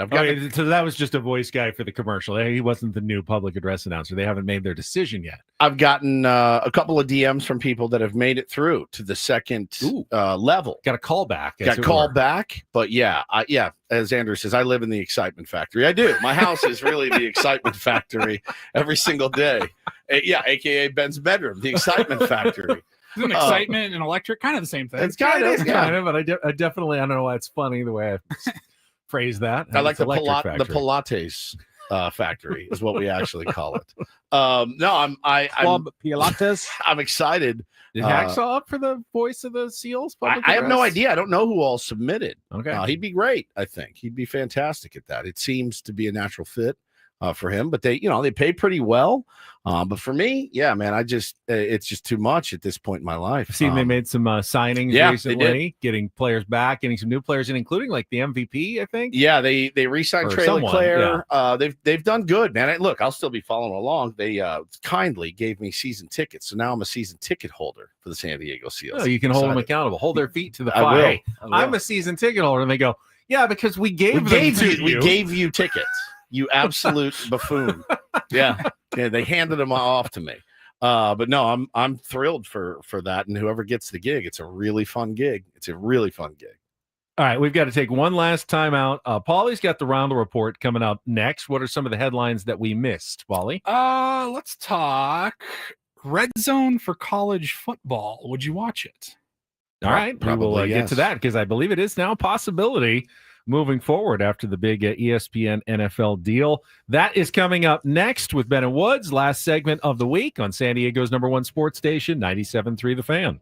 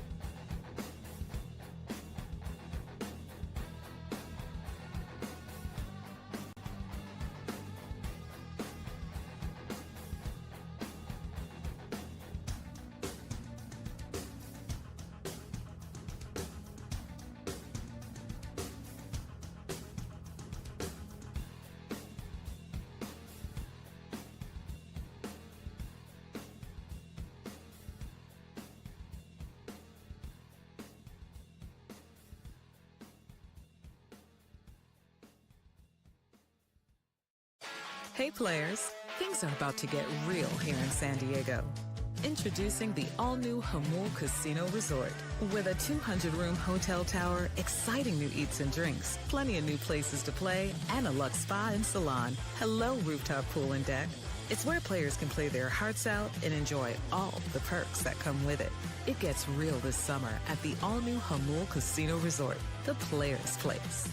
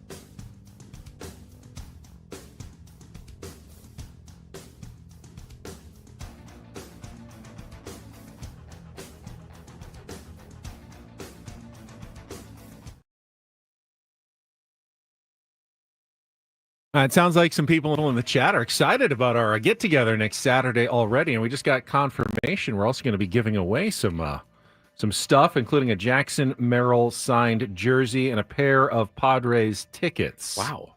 Oh, important, though. Adam says we can't say that or Jackson Merrill, so cancel that I just said that. I got to read the whole email first as opposed to the headline of the email. Adam, write that before, because I'm just reading it as I go out loud. I didn't say it. So you imagine that I said that. Okay. I have an idea. What? In the future. Let's get all our ducks in a row before we, not us. Let's get our ducks in a row before we go to the air with it. There's been a lot of drinking from the fire hose lately. A lot. Too much. My God. Today alone. All right. My bad.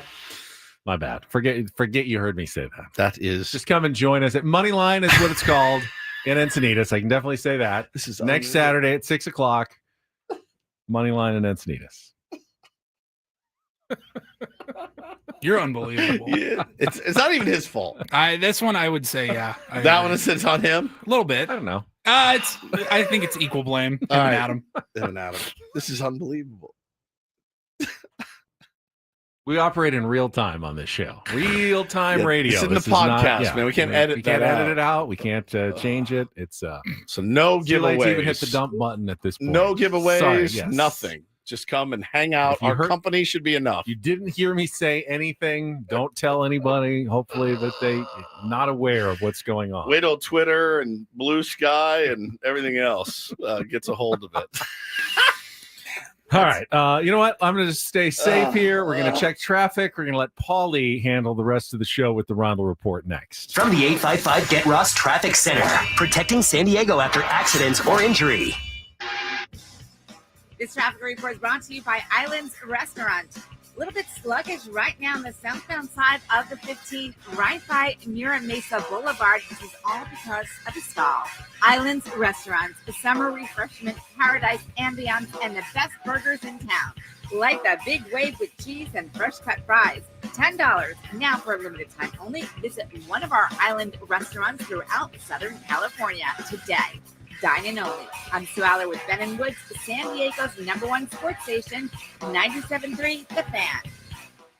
And get things started here with our today's edition of the Reindl Report. Now tuned into the greatest. Welcome to the Reindl Report with Paul Reindl. Hi, Paul. All right. 2 stories from the world of sports that we haven't gotten to yet. We'll start off in Major League Baseball. And 1 story that you didn't know you needed. Are you laughing, biatch? It's the Reindl Report Hey, Paul, how you doing? Okay, how are you? on 97.3 The Fan.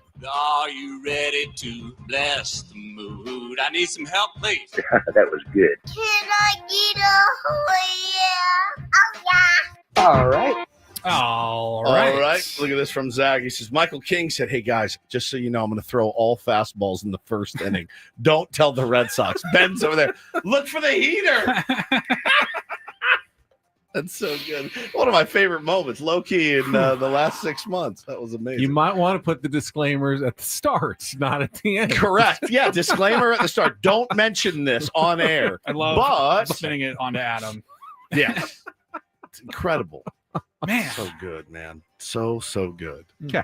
All right. Well, let's get started here on a Friday. Relatively quiet night yesterday in sports. So how about we just have some conversations here I like on the Reindl good Report. conversation, Now, Paulie. we did talk earlier in the week, once it was official, that ESPN had acquired NFL Network and everything that encompasses. Yep. Still don't fully know exactly what that's going to look like. I know that ESPN and Disney are now paying the lease on NFL studios at SoFi Stadium, and Red Zone will be coming to ESPN and all of their platforms as well. Scott Hansen, not Chris Hansen. Correct. He is making the move over to ESPN along with everybody else. And it's gotten a lot of people talking, including, I think Roger Goodell has commented on it. College Red Zone on Saturdays on ESPN. Now, ESPN, they do a really good job, I think, with their college football programming throughout the season. Would you watch, can it work? And would you watch college football? How does it work? Is it whatever they deem are the top games to follow? Is it the SEC only? Because I know ESPN is very much in on the SEC, whereas Fox has the Big 12 and the Big 10, I think. But ESPN, they're very much, they got games. the SEC network. Yeah. Yes, I don't know how that would work. Yes, I would watch. Yes, it could work. The only problem is, unlike the NFL, of course, the NFL network has rights to every NFL game. So on Sunday, they can go to every game. ESPN has a lot of college football rights, but they're also missing conferences, and Fox has some of the rights, and CBS Sports has some of the rights. So you're not truly getting the, hey, I won't miss a thing if I'm watching the Red Zone. When you watch NFL Red Zone, You really don't miss a thing. you don't miss a thing. You really they don't. do the whole. You'll see every touchdown, every Yeah. scoring play, and you're getting everything. If you watched a college Red Zone on ESPN, it would be cool, but there will also be 40 games that they don't have rights to that you couldn't see at least live and cut in on, I would think. And some of those would be pretty big games. Of course, there'd be huge games. There'd be top 25 games, big games that aren't part of that ESPN family. So while it would be interesting, and you could at least monitor, 7 or 8 games sometimes probably at the same time that are ESPN, ESPNU, SEC Network, Big Ten Network, they're all in the ESPN family, ESPN2. You would never have the true, I want the 9 a.m. to midnight Red Zone of college football with every one of the 65 games that they'll have on a Saturday or whatever it is over the course of the day, and you never miss a thing. I don't know who would want to host that. I mean, it's hard enough, the 7 hours that they do the Red Zone for Scott Hansen. We can't use the bathroom, can't leave the desk for the entire time. College would be insane. You'd have to have 3 Scott Hansens. It's like a 14-hour day of college football if you really wanted to do it right. Now, hey, I mean, there's always enough money to do anything. And you could tell Fox, hey, if we give you this or give a trade, do this, can we have rights to some of your games to show in our Red Zone?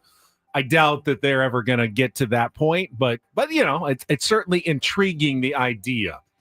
And they can do it. Apparently, Roger Goodell said, yeah, they have the rights to the red zone name, so they can do it with whatever sport that they have. So if they wanted to do an NBA red zone, if they have NBA games going on at the same time, they could call it that. Now, it doesn't really make sense in a sport that's not football to call it a red zone because there is no red zone in basketball. Or baseball. Or baseball. They don't even like baseball, so it's fine. So, Don't worry about that. I think college football is really the only other choice here, but it is possible at least. Yep. I would watch it. I can feel my productivity on the weekends going down. Crap, that's 2 days now. Get hooked in. I'm just glued. Man, I cannot tell you how much Mrs. Woods despises football season because I'm not the world's biggest football fan, right? I like the NFL and I watch my fantasy teams. I watch my Irish play. She just loathes it. She loathes it with every fiber in her being. Now that's so not at my house. My wife loves having football on. Yeah. Like it's Saturday, like first thing, college game day. We always turn it on, and then the games are just on. We may not be paying attention to all of them, but it's like the sound of fall, on the weekends in our house. Yeah. I mean, I enjoy it, certainly, but I have to really kind of carve out time during football season. And for me, I have to prioritize, right? So it's usually Saturdays. I want to watch the Irish play and she's pretty good about that. But man, Sunday comes around. It's like, no, we're going to go on a family picnic. I'm like, well, we never go on family picnics ever. Well, we are now because she don't want me sitting on my ass watching football. Quincy's back in the chat. I believe Quincy was yesterday's didn't like foreplay guy and complained early in the show. He says, gosh, I object so hard to saying red zone gives you everything. Scoring plays, yes, but real football is played between the 20s. I agree. Red zone is for fantasy football. It's true. You're absolutely right. You got to put yourself in a position of somebody like me. For example, I don't have a team. I don't follow a team. I could care less about any individual You don't team. even really play fantasy. I don't. No, exactly. I don't. Unless it's like a work pool where I'm going to get yelled at if I don't join. And then I'll check it maybe once a week. By the way, on NFL Red Zone, they show plenty of action between the 20s. When there's a big play, they always show you how they got to the red zone and what is going on. So, like, it's a perfect product though for somebody that's interested enough. Like, you want to stay it's in the loop? it's good production, it's good television, and I'll just leave it on 10 a.m. on Sundays. That thing is on until 5 And p.m. I agree. If you just showed the home runs in baseball, you'd be missing a lot of the flavor. 100%. It wouldn't work. I totally get that. I understand. They do that. What do they call it? Like the look-ins? No, they do this thing on MLB Network with the 4 games. Quad box. Oh my God. The quad box. It doesn't work, man. I'm sorry. They have the little tiny red line around the game that they're and you're watching going, what am I looking for? It doesn't work. Baseball does not work like that. So I now Quincy, they're not just going to Quincy's like, I just want to see the linemen and their blocking schemes. No. I get you. I get what you're saying. But for guys like us, we don't really have a team that we're following. Or sometimes there's just a turd game on. I have cable. I'm like, oh my God, I got to watch the Browns, Patriots. I have no interest in watching this. Flip over to Red Zone. They call it the big inning. Yeah.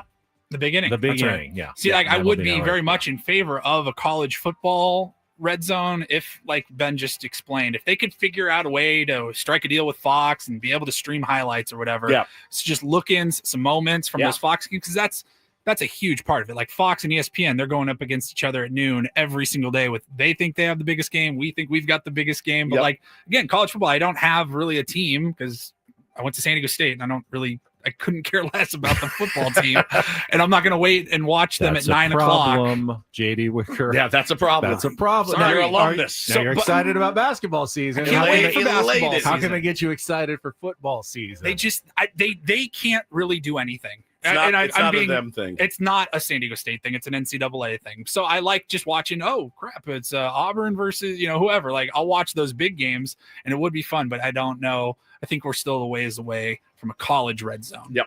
All right. I got to imagine there's a lot of young people out there over the years now with social media and content creation that they want to be the next insider in sports. They want to be the next Jeff Passan, the next Adam Schefter, you name it, Ian Rappaport. So I thought this was interesting that Shams Charania, who is the top insider for ESPN's NBA coverage, he did a podcast, like a sit down with Adam Schefter and Jeff Passan, other ESPN top dogs. And he was talking about how being such a big insider has actually negatively impacted his personal life. And so it's like, it comes at a cost, right? To be that dialed in, to have the career that, Shams was like a teenager in college, I believe, is his story, where he was like getting information from teams and started breaking his own news, and he's parlayed it into a massive media career. But he went on and he's talking, he's like, I've had to walk out on dates. I've had to leave social events. My friends, they don't even like me. It's really hard to have a consistent relationship with anybody in my life, because the time that requires to be so dialed in here. And I was curious if you guys had any thoughts on that. Yeah, I mean, it's the same thing, and for all of probably for all of us. I sometimes it doesn't matter the job if you're that devoted to it. Sometimes I get the okay to went to a nice dinner the other night, and I had just told the story on the air about how Hannah also she loves to watch the Padres. She's always got the game on her phone, always. Walking around the house or doing whatever it is she's doing. But that night we had a nice dinner out at a place called the Dolphin. And we sat down, and I had the game on. She rolled her eyes at me. I'm like, babe, we just got these guys. I can see how this works. And you get every now and then the look of, really, right now? Like you can't be engaged here. I think Shams just needs better friends. A true friend says, "Oh, you have breaking news? Go, man. That's your thing." But all that's the time, he's constantly on his phone. He's probably not paying it. That's his thing. Forgot to put your phone in the cubby today. I think I've been fairly responsible. You've been pretty good today, but Monday it starts. Just so you know, Cubby Land starts on Monday. Bringing the cubby? I'm going to bring one on Monday. Good. All right. And then finally, you missed yesterday, Woodsy, when you were gone. We didn't have a clip for Throwback Thursday, like from this week in the archives. And we've decided, if you think this is okay, we're going to kind of, if we don't have a good audio, like a good moment in history, what if we just bring back some fun segments, some fun bits that we've done in the past? Yep. Like we did Flubs of the Week yesterday. It hit hard. Yes. And it was awesome. I missed it. It was so much fun. I may actually go. I don't go back and listen to shows, but I may go back and listen to that. It was a blast. And so this is a little bit of like a flashback Friday. Do you guys remember? Had to have been like a month in here at 97.3 The Fan. Our boy Hammer, he during Hammer Time, his segment at like 5 a.m. Yeah. He asked a question that I still think about. He said, if tomatoes are a fruit, does that make ketchup a smoothie? Oh, yeah. I forgot about this. You remember this? Yeah. Well, I've got news for Hammer 6 years later, if he's listening. Heinz has teamed up with Smoothie King for a tomato ketchup smoothie. And the reviews are it's pretty good. Really? That's what people are saying. Because Hammer tried it, and he did not like it. He loves ketchup, and he thought it was one of the most disgusting things ever. He just put ketchup and ice in a smoothie maker. It was disgusting. And blended it together. Their Heinz, I still think about it. The Heinz tomato ketchup smoothie includes strawberries, raspberries, apple juice, and acai, and some ketchup. I just got an interesting follow on Twitter or X. Guy by the name of Steve Higgins. It's your dad. There are a lot of numbers in the a lot of numbers. It's him because I remember found you. I remember going over his old tweets. The one he sent September 4th of 2024 that says, "This is your dad, by the way." Yeah, it says "cool in" is all it says. Then August 11th, 24. Cool. Hi. Then October 22nd, my favorite, with a pound sign. That's it. Oh, God, then I remember that. February 28th of 21. P-O. Then October 2nd, 2020, I'm. Then he retweeted. Yes. I thought this was about Conan Gray, but it's not, so I lost interest. Conan at home. Hashtag Conan Gray. He retweeted that in 2020. This is the most wheels off, unhinged Twitter account I have. And hey, look who you're talking to. You see some of the stuff I get. Your dad is on Twitter. It is unbelievable. Cool in. I'm hi. It's the months in between. Though, and then he just tweeted a picture of some Buccaneer. Breaking news. Right. Who is it? It's Mike. What is it? Mike Allstar? No, it's someone. This Buccaneer. Is incredible. Yeah, no, we talked about this a few years ago. This is unbelievable. He just followed me. We are done for the week. We'll talk to you Monday morning at 6 a.m. For Woodsy, for Paul, I'm Ben. Braden's next year on 97.3 The Fan.